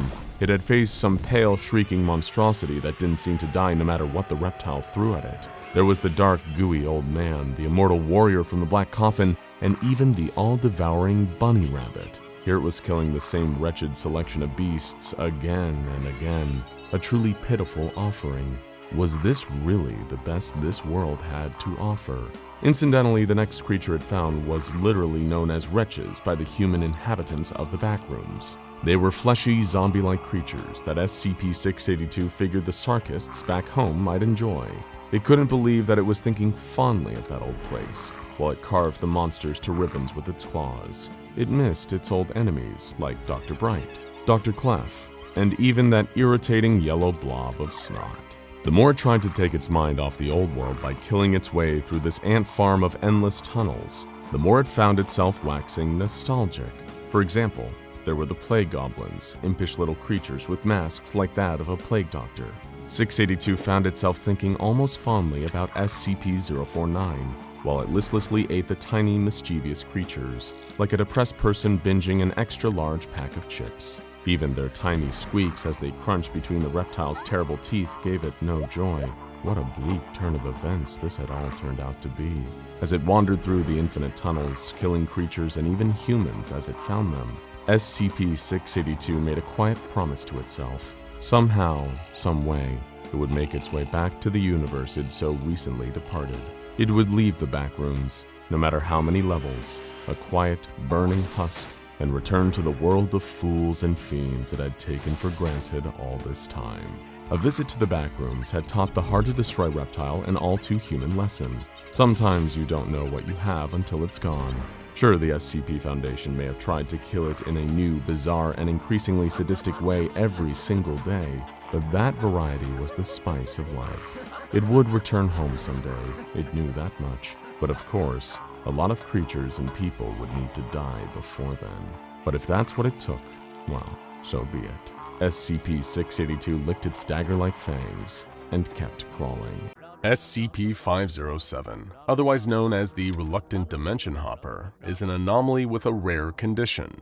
Don't worry though, it's not contagious, we think. No, this otherwise seemingly ordinary fellow possesses a rather unpredictable anomalous trait. He can travel to other dimensions. That sounds great in theory, right? Who among us wouldn't want to visit alternate universes and see worlds beyond our wildest imaginations? Well, the problem is that SCP-507 can't actually control this ability. It's not something he can do on a whim or by thinking about it. Instead, he is relocated to other universes seemingly at random, which can prove pretty intrusive during an average day in the life of SCP-507. 6 a.m. It was still early, far too early for SCP-507 to be awake. But even while he slept, the Foundation was making sure they had the necessary measures in place to keep him comfortably contained. Or at least until he next disappeared. "Your assignment, Officer Dalton," the security chief said boredly, sliding a file across the desk. "You want me to be the handler for this reluctant dimension hopper?" Dalton replied after she had skimmed through the file in front of her. "Special containment procedures for SCP-507 clearly dictate that an agent must be present with the anomaly whenever he leaves his private quarters," the chief answered with a sigh, having barely sipped his morning coffee. "Just keep an eye on him. Do what he asks as long as the requests don't violate internal security." "Sir, with respect," Dalton cleared her throat, "this feels like a waste of my talents. I'm as combat proficient and well-trained as all other security operatives. Why do you want me playing daycare for someone whose own files refer to him as, quote, sporting no outstanding characteristics? What, you thought we'd hire you and immediately put you in the pen with 682? The security chief scoffed. "Don't look a gift horse in the mouth, officer. This posting is a blessing, believe me. I've given agents just as competent as you tougher posts, and the number of them who died on the job, well, let's just say it makes it easier being up this early in the day." "But sir, I could be doing more." "Trust me, start small. You'll have your hands full with 507. He may not seem like much, but he's slippery, the chief said. You mean he'll attempt to escape? Dalton asked. The facility's head of security didn't give an answer. Instead, he dismissed the officer to her posting. Making her way through the corridors towards 507's containment cell, Officer Dalton studied her briefing, reading it through multiple times so she understood her assignment. She was expecting her charge to be unruly, attempting escape at any opportunity. What she had overlooked in her haste was that SCP-507 wasn't intentionally using his dimension-hopping powers to escape. In fact, he couldn't help it. 8 a.m. Eventually growing tired of waiting outside the entrance to the reluctant Dimension Hopper's quarters, Officer Dalton began repeatedly banging her fist against the door. SCP-507, wake yourself up! She yelled impatiently. There came the sound of tired groaning from the other side of the door, followed by something person-sized falling over in a daze. Getting to its feet, the source of the noise shuffled closer and opened the door, all while Dalton kept knocking. It's very loud, you know. SCP-507 groaned, eyes half-lidded, practically still asleep. I'm your new handler, the officer announced plainly. Good for you. The Dimension Hopper yawned. I'm tired of going back to sleep.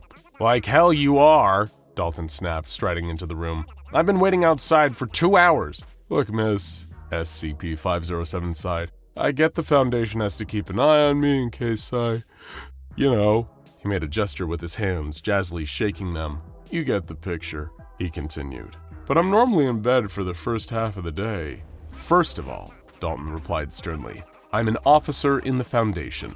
As such, you'll refer to me as Officer Dalton or ma'am. Is that clear? She didn't give 507 a chance to answer. Secondly, make no mistake, I'm not your babysitter. I'm here to ensure the Foundation's continued security, not yours. And if one of your escape attempts poses a threat to this organization, then I am authorized to carry out a termination order. In short, don't screw around with me.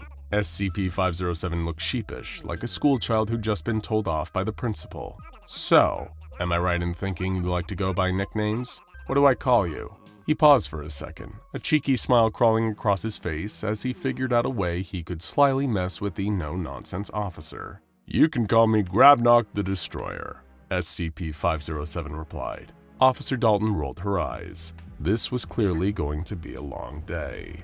10 a.m. Sure enough, the newly appointed handler's first cause for concern came when SCP-507 suddenly blinked out of existence while brushing his teeth. She'd urged him to go get himself ready and freshened up, and no sooner had Grabnock stepped into the bathroom, he disappeared, his toothbrush clattering into the sink. Officer Dalton stared in disbelief at the spot where he had just been, bowled over by how brazen and how quickly the anomalous interdimensional traveler had tried to give her the slip. Immediately, Dalton went to raise the alarm, only to be ineffectively reassured by her superiors. This kind of thing happens all the time, and, oh, he'll reappear soon, just keep sweeping the facility until he shows up, were all she was met with, and they did little to quell Dalton's frustration. Eventually, SCP-507 reappeared, wandering around one of the corridors of the Foundation facility and whining about a headache that usually accompanied his dimensional displacement. What the hell are you playing at vanishing like that? Dalton barked. I need to eat something, Grabnock groaned, ignoring her question. I displace before breakfast. It always makes me nauseous when it's on an empty stomach. That's your primary concern right now? The officer sighed. Well, yeah. SCP-507 shrugged. There was no food in that other dimension, at least none that I could find. Begrudgingly pushing aside her frustration, Dalton escorted Grabnock to the Foundation mess hall. What else was there, SCP-507? She asked, breaking the silence as he ate quietly. We'll have to file a report about where you went. Not answering to that, he chuckled. You've got to use the nickname. Seriously, Dalton replied. Okay, fine. What else was in that universe, Grabnock? The whole thing. Grabnock the Destroyer, she added through gritted teeth. Not a lot, honestly, the Dimension Hopper shrugged. Some universes are just like that. This one just had a big salt plain and nothing else. You mean like a desert? Dalton probed. No, a salt plain, Grabnock corrected her. You know, like a glass salt shaker you have at a fancy dinner table, except with wings. And what was in the salt plain? She asked, confused. I think it was white pepper? SCP-507 answered sarcastically. 12 p.m. After he finished his meal, SCP-507 seemed to be feeling better and requested to be taken back to his quarters to use his computer. He'd been granted one by the Foundation, with limited internet access and a strict limit on what he could access and upload. However, it was while escorting him back that Officer Dalton realized her charge had once again relocated while her back was turned. Dalton once again proceeded to traverse the facility's corridors, checking in with other security staff and telling her fellow personnel to keep her posted if SCP-507 reappears. Meanwhile, unbeknownst to her, the reluctant Dimension Hopper had found himself in a particularly unique situation. Arriving in a new alternate universe, SCP-507 was greeted by familiar headaches, standing in a spot that mirrored the Foundation site he had been in a moment before. In fact, most of the details about this universe were almost identical to the one he had just left, apart from all the dinosaurs. It quickly became apparent at the sight of a velociraptor wearing a lab coat that this was a reality where the meteor that wiped out early life on Earth had never actually hit. As a result, the reptiles that had inhabited the world centuries before had been able to evolve into the dominant species, while humanity's earliest ancestors had never climbed out of the primordial soup. SCP-507 found himself in a facility overrun with reptilian researchers, all working for an organization called the Scaly Carnivorous Predator Foundation. Naturally, the dinosaurs were fascinated by the sudden and inexplicable existence of this pink, fleshy creature appearing out of thin air. Although the researchers working at this version of the Foundation were seemingly well-versed in the study of the anomalous. Unfortunately, there was something of a language barrier between SCP-507 and the dinosaurs of this dimension. A kind, calm request for him to come quietly so the research reptiles could run tests ended up sounding like a vicious, bloodthirsty snarl. And so the reluctant Dimension Hopper turned heel and ran away from a flock of raptors in Foundation lab coats, until he eventually displaced back to his original dimension again. 1:30 p.m. Right, sure they did, 507. Dalton sighed after her charge had reappeared and recounted his story of sentient dinosaurs running an alternate version of the Foundation. And I bet Jeff Goldblum and Laura Dern were both public enemies in this universe too. I wasn't in Jurassic Park, SCP-507 argued, his head splitting. I could have been eaten alive if those raptors had caught up to me. Officer Dalton helped the blonde-haired and green-eyed dimension traveler to his feet and began marching him towards a debriefing room. As part of their continued research into not only SCP-507 but the wider multiverse, the reluctant Dimension Hopper often had to describe his unplanned expeditions after the fact. "Screw that, I almost died," he protested. "I don't want to go and give a debrief, I'll do it later. It's gotta be past lunchtime in this universe, right?" he asked. "You eat after debrief," Dalton insisted. "Nah, I want lunch," SCP-507 retorted. "I need to recharge, I'll go sit with Ferdinand." Reluctantly remembering she'd been told to do whatever the Dimension Hopper asked, Officer Dalton changed course and walked him towards the enlarged containment area housing SCP-082. Ferdinand was genetically an ordinary human being who had grown into a giant through some unknown means. Given that SCP-507 was usually permitted to freely interact with most other relatively harmless anomalies, he had developed something of a friendship with SCP-082. As a result, Grabnock considered his visits to be a vacation of sorts. Despite Ferdinand's grotesque appearance, the giant was actually very friendly, especially towards SCP-507. The creature's body was dense with muscle and fat, heavily scarred, and his face disproportionate to the rest of him. Yet both SCP-082 and SCP-507 seemed to converse jovially and enjoyed each other's company over lunch. That is, until the reluctant Dimension Hopper unceremoniously displaced again, midway through talking to his giant friend about his latest multiversal excursion. SCP-082 turned to Officer Dalton the second Grabnock had vanished and shrugged casually. He does that. 4 p.m. Over the course of the next few hours, at least as the time passed in his home dimension, SCP-507 was relocated into a universe where everyone on Earth was a sentient hot dog. It was a jarring change to adapt to, although not quite as initially frightening as encountering the dinosaurs on his previous outing.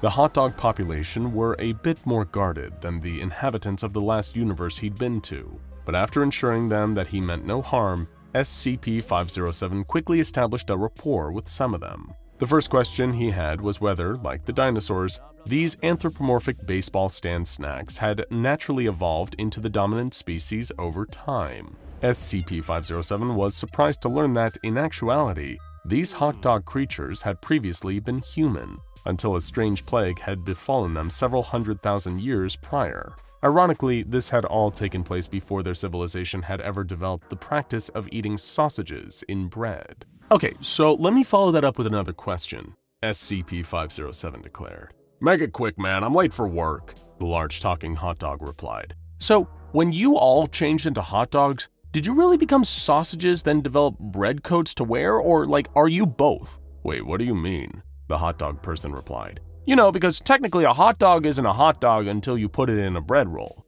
SCP-507 explained. So, are you all actually sausages, or are you coalesced beings of both sausage and bread?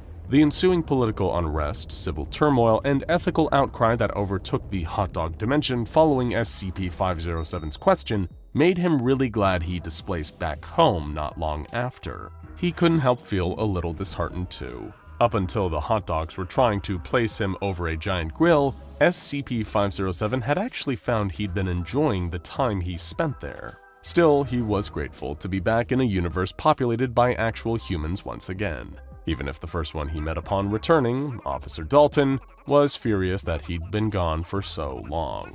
7 p.m. You know, I'm wise to your act, she replied. SCP-507 had just requested dinner, although for some reason pointed out that he wanted to avoid eating hot dogs for a while. What act? He asked. This thing you do, your disappearing act, the officer responded. You're not this bumbling interdimensional traveler. You're just an immature brat, 507.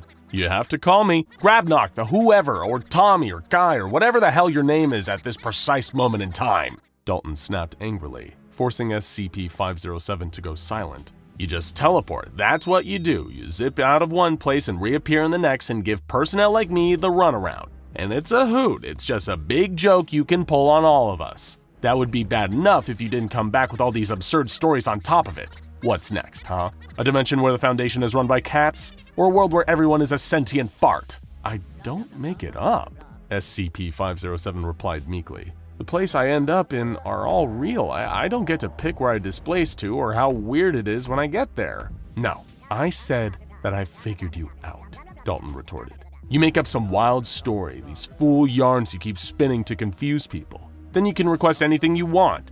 That's your real anomalous trait, Grabnock the Destroyer. You're able to pull the wool over our eyes and use it to garner special privileges. A computer, almost total freedom to roam around the Foundation at will. Food and board, anything you want, you get. There was a long, awkward pause. SCP-507 looked miserable. He was aware that as cruel as she was being, Officer Dalton's anger was born more out of frustration than anything else. He couldn't help his interdimensional displacement disorder. Sure, it had meant the Foundation offered him certain treatments someone might consider to be preferential, but he was still trapped. Not so much by the facility or even the Foundation themselves. Instead, SCP-507 was trapped by his condition, unable to freely choose which universe he stayed in.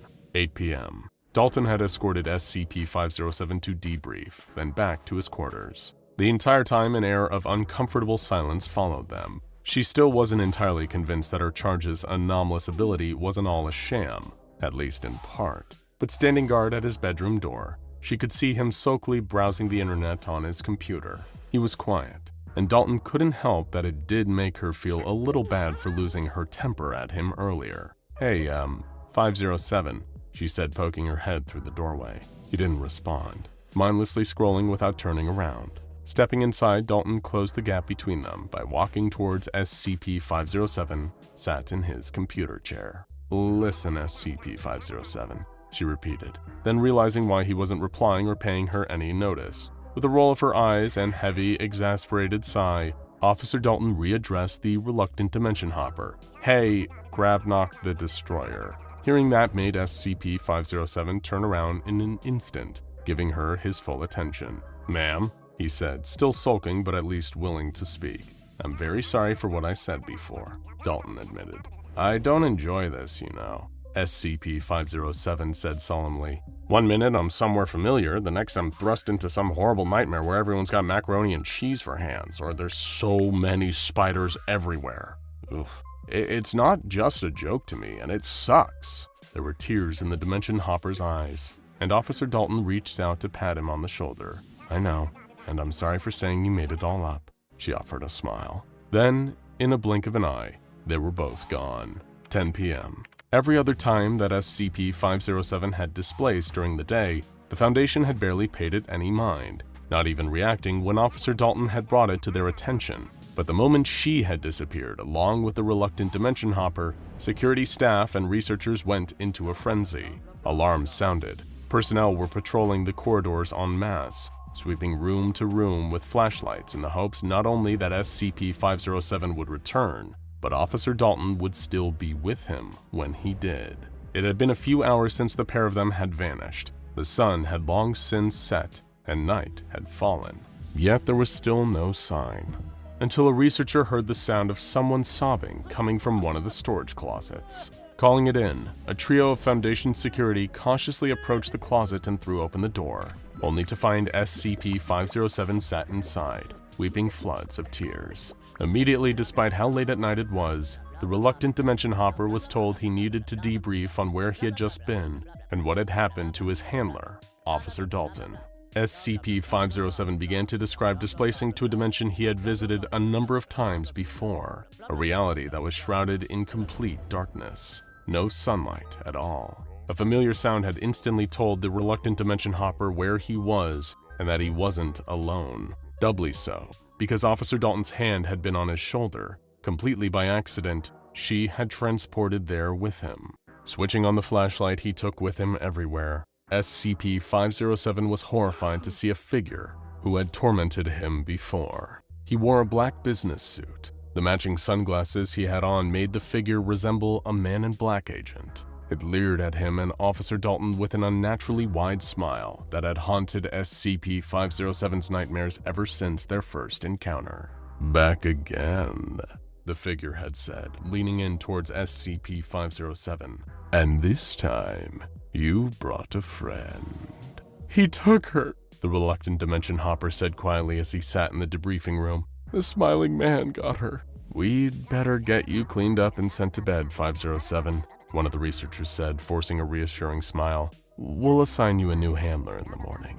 Imagine knowing that there's a monster right under your nose. Imagine knowing that this monster is capable of killing any human being on Earth, and all because they simply saw a photograph of its face. When this monster is on the warpath, literally nothing can stop it. No weapon that human beings have invented is capable of even slowing it down. Imagine knowing, in the age of mass media, of clicks and shares, of 24-hour news, smartphones, and limitless social media connecting billions across the globe, that one stray picture of this monster leaked in the wrong place could cause the end of the world as we know it. And this fateful, terrifying day could come at any time.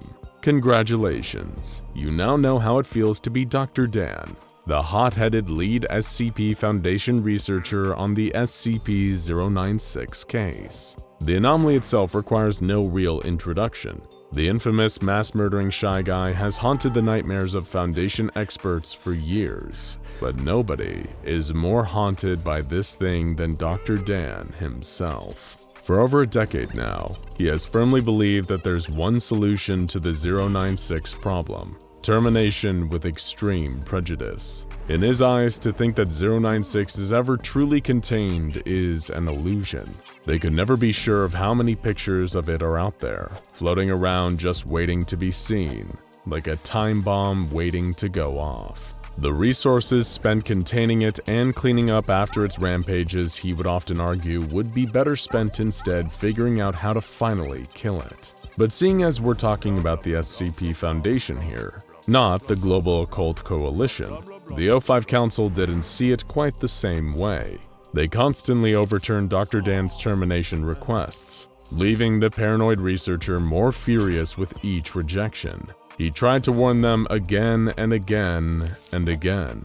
Don't you see? It's like a stick of dynamite, and the fuse is already lit. If you don't let me put it out before it's too late, there won't even be anyone left to pick up the pieces. But his pleas fell on deaf ears. Until, of course, Incident 096-1-A. A dark and bloody day still looked back on with shame and horror by even the most hardened members of Foundation staff. It was the day that SCP-096 gave everyone a taste of the mass carnage it was truly capable of. Dr. Dan wasn't even there when Containment was first breached. He was off on an expedition in the snowy mountains where 096 was first found, trying to discover clues to its true origin.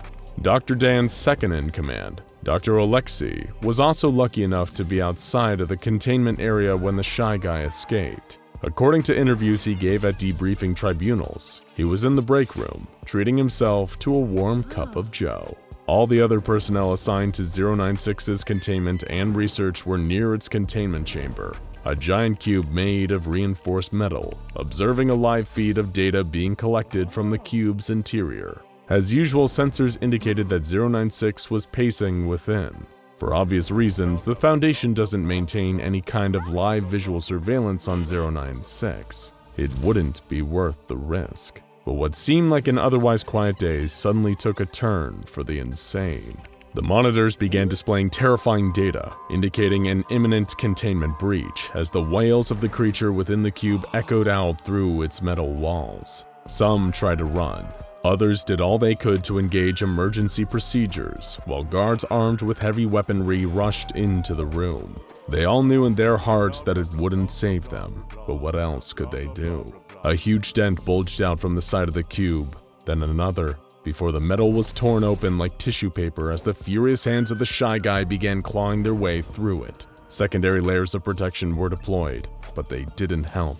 096 just kept ripping through all the barriers. As everyone in attendance knew, once it was in its rage state, nothing could stop it. Literally nothing. The guards attempted to fire on the anomaly, but their bullets did no good. As the creature burst free, most of the people in the room had at least momentary visual contact with its face. In response, Code Lima was declared, and the entire chamber was flooded with a fast-acting nerve gas, killing everyone.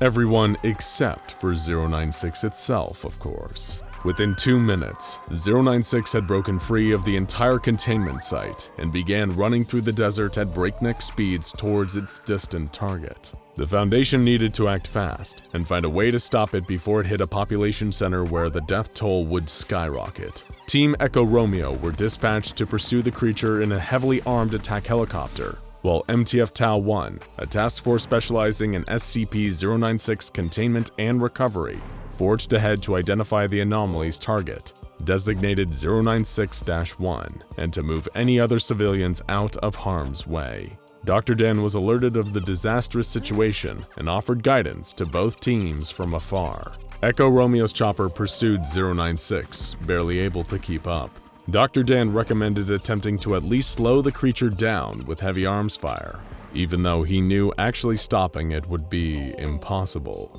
A member of the team used a modified XM500 anti-material rifle to fire several rounds at the creature, but even the shot that passed directly through its head appeared to have no effect on it. But at least they had a lock on its direction now. 096 always travels in a straight line, directly towards its target, smashing through any obstacles in its way. This means its intended direction is relatively easy to track, and people in the path of its trajectory are even easier to save. But it's a high-pressure job reserved for MTF Tau-1. Tau-1 passed over Echo Romeo and 096 in a series of 8 V-22 Ospreys, hoping beyond hope that they could outrun the creature, since there were several different towns in its direct path. But thanks once again to the one and only Dr. Dan, Echo Romeo and Tau-1 had a secret weapon that neither team had ever possessed before: Scramble. Scramble was an advanced computer program created by Dr. Dan with the help of Dr. Alexei, which was coded into microprocessors for modification into camera feeds and viewing goggles. The program had been fed intricate data concerning every single detail of 096's face, and as the name suggests, when encountering that visual data in real life, it scrambles it beyond recognition. In theory, it would make it far safer for operatives to be around SCP-096 without activating its rage state. In theory.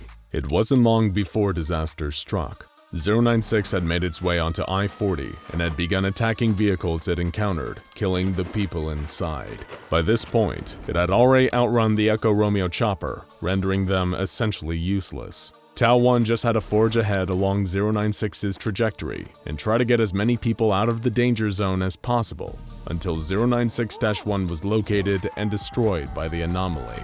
Years of training for an awful day like this had paid off, as the first 3 towns along 096's path were successfully evacuated. The Shy Guy just ran right through all of them, and no lives were lost. The same, however, could not be said for town number 4. As was standard procedure, Tau 1 had everyone in the town gathered up and blindfolded. The entire team in attendance had modified night vision goggles with scramble microprocessors, so in theory, they were better off than most from 096 if things went south. The Tau 1 members tried in vain to keep everybody in line. They were threatening to shoot anyone who dared to remove their blindfold when 096 finally appeared. It tripped during its approach, rolling and shattering through several houses. Chaos erupted. Some people instinctively removed their blindfolds to see what was going on, and panicked members of Tau 1 began firing into the crowd. The screams of the civilians and the bursts of gunfire were all drowned out by the horrific wailing of 096 itself, as it tore through everyone and everything to kill the unfortunate souls who had seen its face. And given how many had removed their blindfolds during the initial pandemonium, SCP-096 had a huge number of the townspeople on its list. 096 located and grabbed the original 096-1, the person that had first glimpsed its face and caused all of this. But in the grand scheme of things, he was just one more body on the pile that day. Though of course we mean this in a purely metaphorical sense. 096 never leaves entire bodies. The Foundation operatives in attendance were able to figure out what had caused all this madness and death. 096-1 had been an amateur mountaineer and spent his vacations hiking around any mountain ranges he could gain access to, including the mountain range that 096 had been inhabiting prior to its initial capture and containment. But he hadn't actually seen 096 on that fateful trip, which had been taken over a decade ago. But in a photograph taken that day of himself, standing on a picturesque mountainside, 096 made a cameo. It took up all of 4 pixels, a tiny off-white dot against the snow on the back right side of the photograph. This photograph, with all the deadly potency of an atom bomb, had been sitting there for years, waiting. When the mountaineer was looking through old photos that morning and his eyes passed over those few blurry pixels, he didn't have any idea that he had just laid his eyes on one of the most dangerous anomalies the world has ever seen. But you don't have to know. Only 096 does. As Tau 1, led by their commander Major Jack Wilford, tried to retake control of the situation, things got even worse. It turned out Dr. Dan's scramble technology, the one thing that was supposed to have given them an edge in this situation, didn't actually work. As soon as goggle-wearing members of the team laid eyes on 096, it entered its rage state and started massacring them. It tore many of the Mobile Task Force members to shreds, including a number of the operatives required for piloting the 8 Ospreys. It was a disaster of truly epic proportions, and the catastrophic failure of Dr. Dan's scramble technology was a key factor. The root of the technology's failure was easy enough to figure out. Dr. Dan's scramble microprocessors worked fast, but not fast enough. Fractions of a second glimpses of 096's face managed to get through, and that was more than enough to set 096 off. Echo Romeo and MTF Epsilon arrived shortly afterwards to clean up the mess. It'd been a disaster of such magnitude that even a CNN reporter arrived on the scene and started filming before being promptly shut down by Epsilon. It was a member of Echo Romeo that finally slipped the bag over a docile 096's head, preparing it for containment once again, the creature now content that it had eliminated all of the unfortunate souls who had seen its face. He'd found 096 sitting next to a minivan that had its roof ripped off. the young family inside being the last to have seen its face. And things were so awful in the aftermath of the containment breach that the O5 Council changed their tune, finally granting Dr. Dan permission to terminate 096 by any means necessary. It's terrifying to think that all this can unfold because of a couple of poorly timed accidents. But it's probably even more terrifying to consider that it wasn't an accident at all. It seemed awfully convenient that both Dr. Dan and Dr. Alexei were far from danger when all hell broke loose. It was also convenient that, despite the failure of his technology being a major reason why the breach was as deadly as it was, Dr. Dan had still come out of the situation with everything he wanted. The Foundation also found this strange, and the more they looked into it, the more they found details that didn't add up. Alibis began to fall apart. Coincidences didn't seem so coincidental, and eventually a weak link in the chain was identified: Dr. Alexei. Under pressure from the Foundation, Alexei spilled everything. Dr. Dan had essentially orchestrated the entire containment breach, and on top of that, he did everything he could to make it as deadly as possible, all with the purpose of getting the O5 Council to see things his way, and finally give him the permission he needed to devote all of the SCP-096 resources to its termination. But it came at a terrible price to Dr. Dan personally. For his crimes against the Foundation and humanity, he was permitted to try and figure out a way to terminate 096 once and for all. But as payment for his crimes, he himself would also be terminated as soon as his task was complete. Were the lives of all those innocent people, and Dr. Dan himself, worth the price of finally being authorized to terminate SCP-096? When asked why he did all of this, Dr. Dan simply said, "It worked. There was only a matter of time until that happened in a major population center, and its face spread over the world news. I can kill 096, but I've killed myself in the process." While we don't agree with his methods, there's something almost admirable about a person so single-mindedly devoted to their cause. This video is about two things. The first is SCP-096, also known as the Shy Guy, a horrific monster who murders anyone and anything unfortunate enough to look at its face, directly or through photos or videos. The second is you, because we asked you for your favorite questions, theories, and hypothetical situations involving 096. We even asked if you thought someone would be safe from 096 on the moon, and you delivered. If you haven't watched our first video on the infamous Shy Guy, we recommend checking that out first, but feel free to stick around even if you haven't. First of all, let's take a look at the questions you had about the SCP Foundation's most dangerous introvert, and see if we can't find some answers. How close would you have to be to trigger it? Like, if it was 5 kilometers away, would it still count? The short answer is that 096's homicidal rage can be triggered from pretty much any distance. We'll get into some of the potentially crazy extents of this later on, but if you see the Shy Guy's face while you're sharing a dimension with him, you're in serious trouble. People who viewed the creature's face in different countries or even miles underwater have met gruesome ends. 5 kilometers would definitely not keep you safe. What were his origins and how strong is he compared to SCP-682? The origins of SCP-096 are still shrouded in mystery. All we know for sure is that he was discovered by the Foundation in a snowy mountainous region. As for physical durability, he's about even with 682 as both survived their encounter. We know 682 has the psychological advantage though, as 096 has been terrified of the lizard ever since they met in cross-testing. However, you could argue that 096 is technically more dangerous, since unlike 682, 096 has never been pacified before killing its intended target while on a rampage. If he goes into an unstoppable attack mode when someone sees his face, shouldn't you not show his face in the thumbnail? Thankfully, according to the official documents, artistic representations like paintings or digitally drawn YouTube thumbnails have no effect. Only actual photographs or videos of the creature can be deadly, so you're safe. Unless we decide to do a 096 face reveal to celebrate our next 100,000 subscribers, of course. This leads us to our next question. If it attacks you when you look at it, then how did the scientist draw the picture of the thing without looking at it? That's a good question, and also one that occurred to the Foundation's scientists who came up with an extremely elaborate solution. They put a D-class tattoo artist inside a diving bell miles underwater and had him unseal a photograph of the creature before drawing a copy. This copy was then released from the diving bell in a sealed container before 096 inevitably got to the poor D-class. Does the Shy Guy have to be viewed through a good quality image to enter a rage state? Unfortunately, no.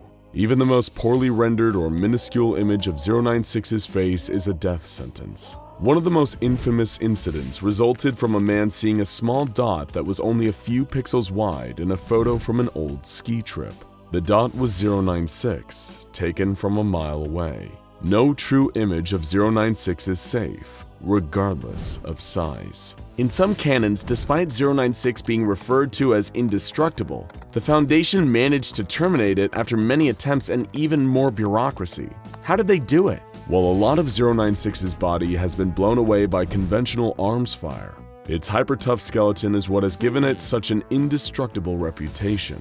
In one tale, though, Foundation researchers actually used this to their advantage and employed the use of the neck-snapping killer sculpture SCP-173.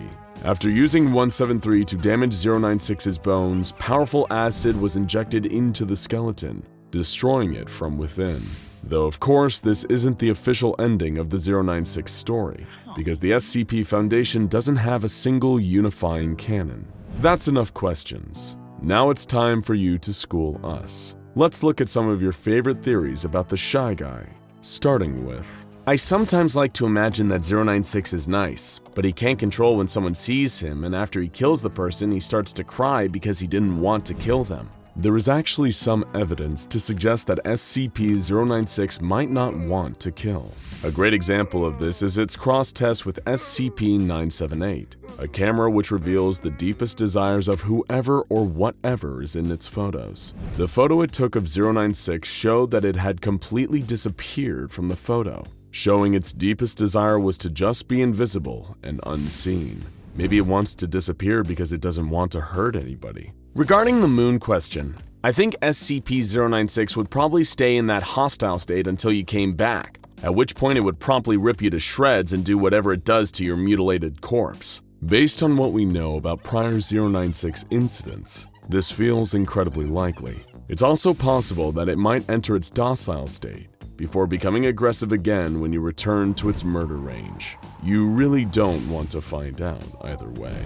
He can just jump to the moon easy. He does squats in containment all the time. While its scrawny physique doesn't make it seem like 096 understands the concept of exercise, there aren't any cameras in 096's cell, so technically we can't prove it isn't doing squats to pass the time in there. I really doubt a blind person would be safe from his effect, since 096 has the IQ of a newborn baby. I think he will count it as looking at him. This is an interesting theory. However, seeing as 096 is able to sense when people see its face from entire continents away, the way it knows if you can see its face might be a little more psychic in nature.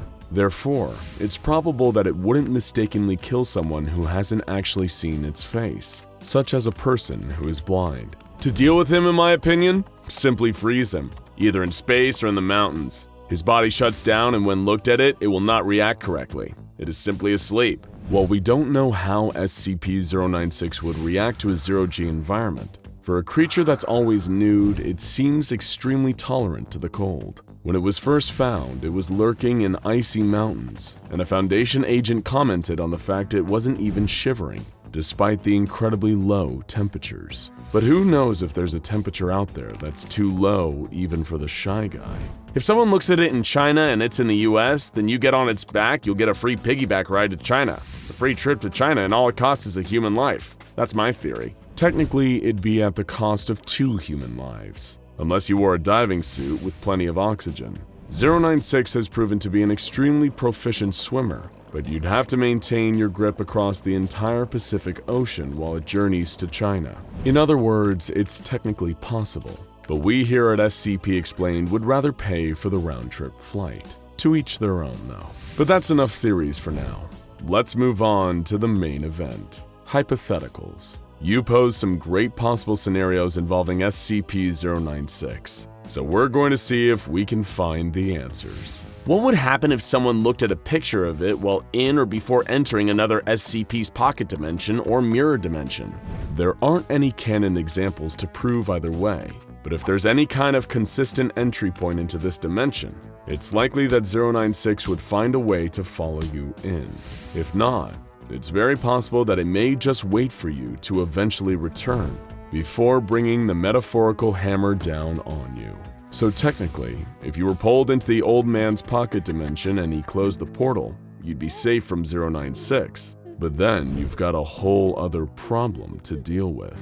What happens if a person sees his face then gets their memory of the creature wiped? Considering how good the Foundation seems to be at wiping people's memories and their access to amnestics, if this worked, they probably would have made it standard procedure by now, so it's unlikely. What happens if a person looked at it and that person then went on a plane? Or just staying in the air or space, what would it do? 096 has shown the ability to jump up and destroy low-flying aircraft. But otherwise, it's likely that the creature would probably run to a point directly below you and remain there until you touch back down. Since you'll need food and water at some point and aircrafts need fuel, you'd probably just be prolonging the inevitable. What if the young girl was around it so it tried to attack her but died trying? This is another interesting possibility. SCP-053 is a girl capable of causing homicidal urges, but causes fatal heart attacks in those who attack her. While we can't know for sure how a meeting between 096 and 053 would go, we can use her encounter with 682 as a potential template. Aggressive SCPs like the hard-to-kill reptile, perhaps having an innate knowledge of the danger that comes from attacking 053, tend to become strangely docile around her. It's possible that 096 would do the same. Would we be able to control SCP-096 with the help of SCP-035? The Possessive Mask, aka SCP-035, is undeniably a lot more intelligent than 096, and has even been shown to respond to reason on occasion. It's also been able to control almost every other entity it's been placed on. The problem is, if the mask was placed on 096 and it was somehow effective, the result may be even more dangerous than 096, an intelligent monster with an indestructible and highly dangerous body. There's no telling whether 035 would slowly break down 096 into sludge the way it does to humans, in which case we would be left with an immortal 096-035 combo. So maybe it's best that we never find out. If someone were to be in the Infinite IKEA and looked at a picture of its face, could it finally be contained? And if someone else looked at a picture of it outside of the Infinite IKEA, could it escape and kill them? If so, how long would it take it? This is a great question. And while the Infinite IKEA is a terrifying maze, SCP-096 has an advantage here that we don't. Not only can it rip through anything in the way with its super strength, it has an innate sense of where its victim is. Therefore, regardless of whether you're inside or out, SCP-096 will still come straight to you to exact your horrible fate. But at least you can enjoy the meatballs while you wait, right? And finally, what would happen if 096 were led into a room full of mirrors and allowed or made to look at its own face? Would it smash the mirrors or try to rip itself to pieces? This is still a hotly debated issue to this day, which, thanks to the no-canon nature of the SCP Foundation, does not have a definitive answer. Some theorize that this would at least be an effective deterrent against SCP-096, while others suggest that it wouldn't be effective, because many believe that 096 is actually blind, and thus cannot see its own face. It can only sense when other people see it. Again, we don't quite know for sure, but it's likely to remain one of the most contentious issues around the Shy Guy for a long time to come. And there you have it, folks, our very first questions and theories video. We loved hearing what you had to say, so keep an eye on our community post for the next one. Are there other SCPs you'd like to see us cover in explained or theory videos? Let us know in the comments. And subscribe to SCP Explained and turn on notifications for new SCP videos every single week. And while you're here, check out SCP-053, the young girl, and SCP-682, ways the Foundation tried to kill the hard-to-destroy reptile for more SCP Foundation classics.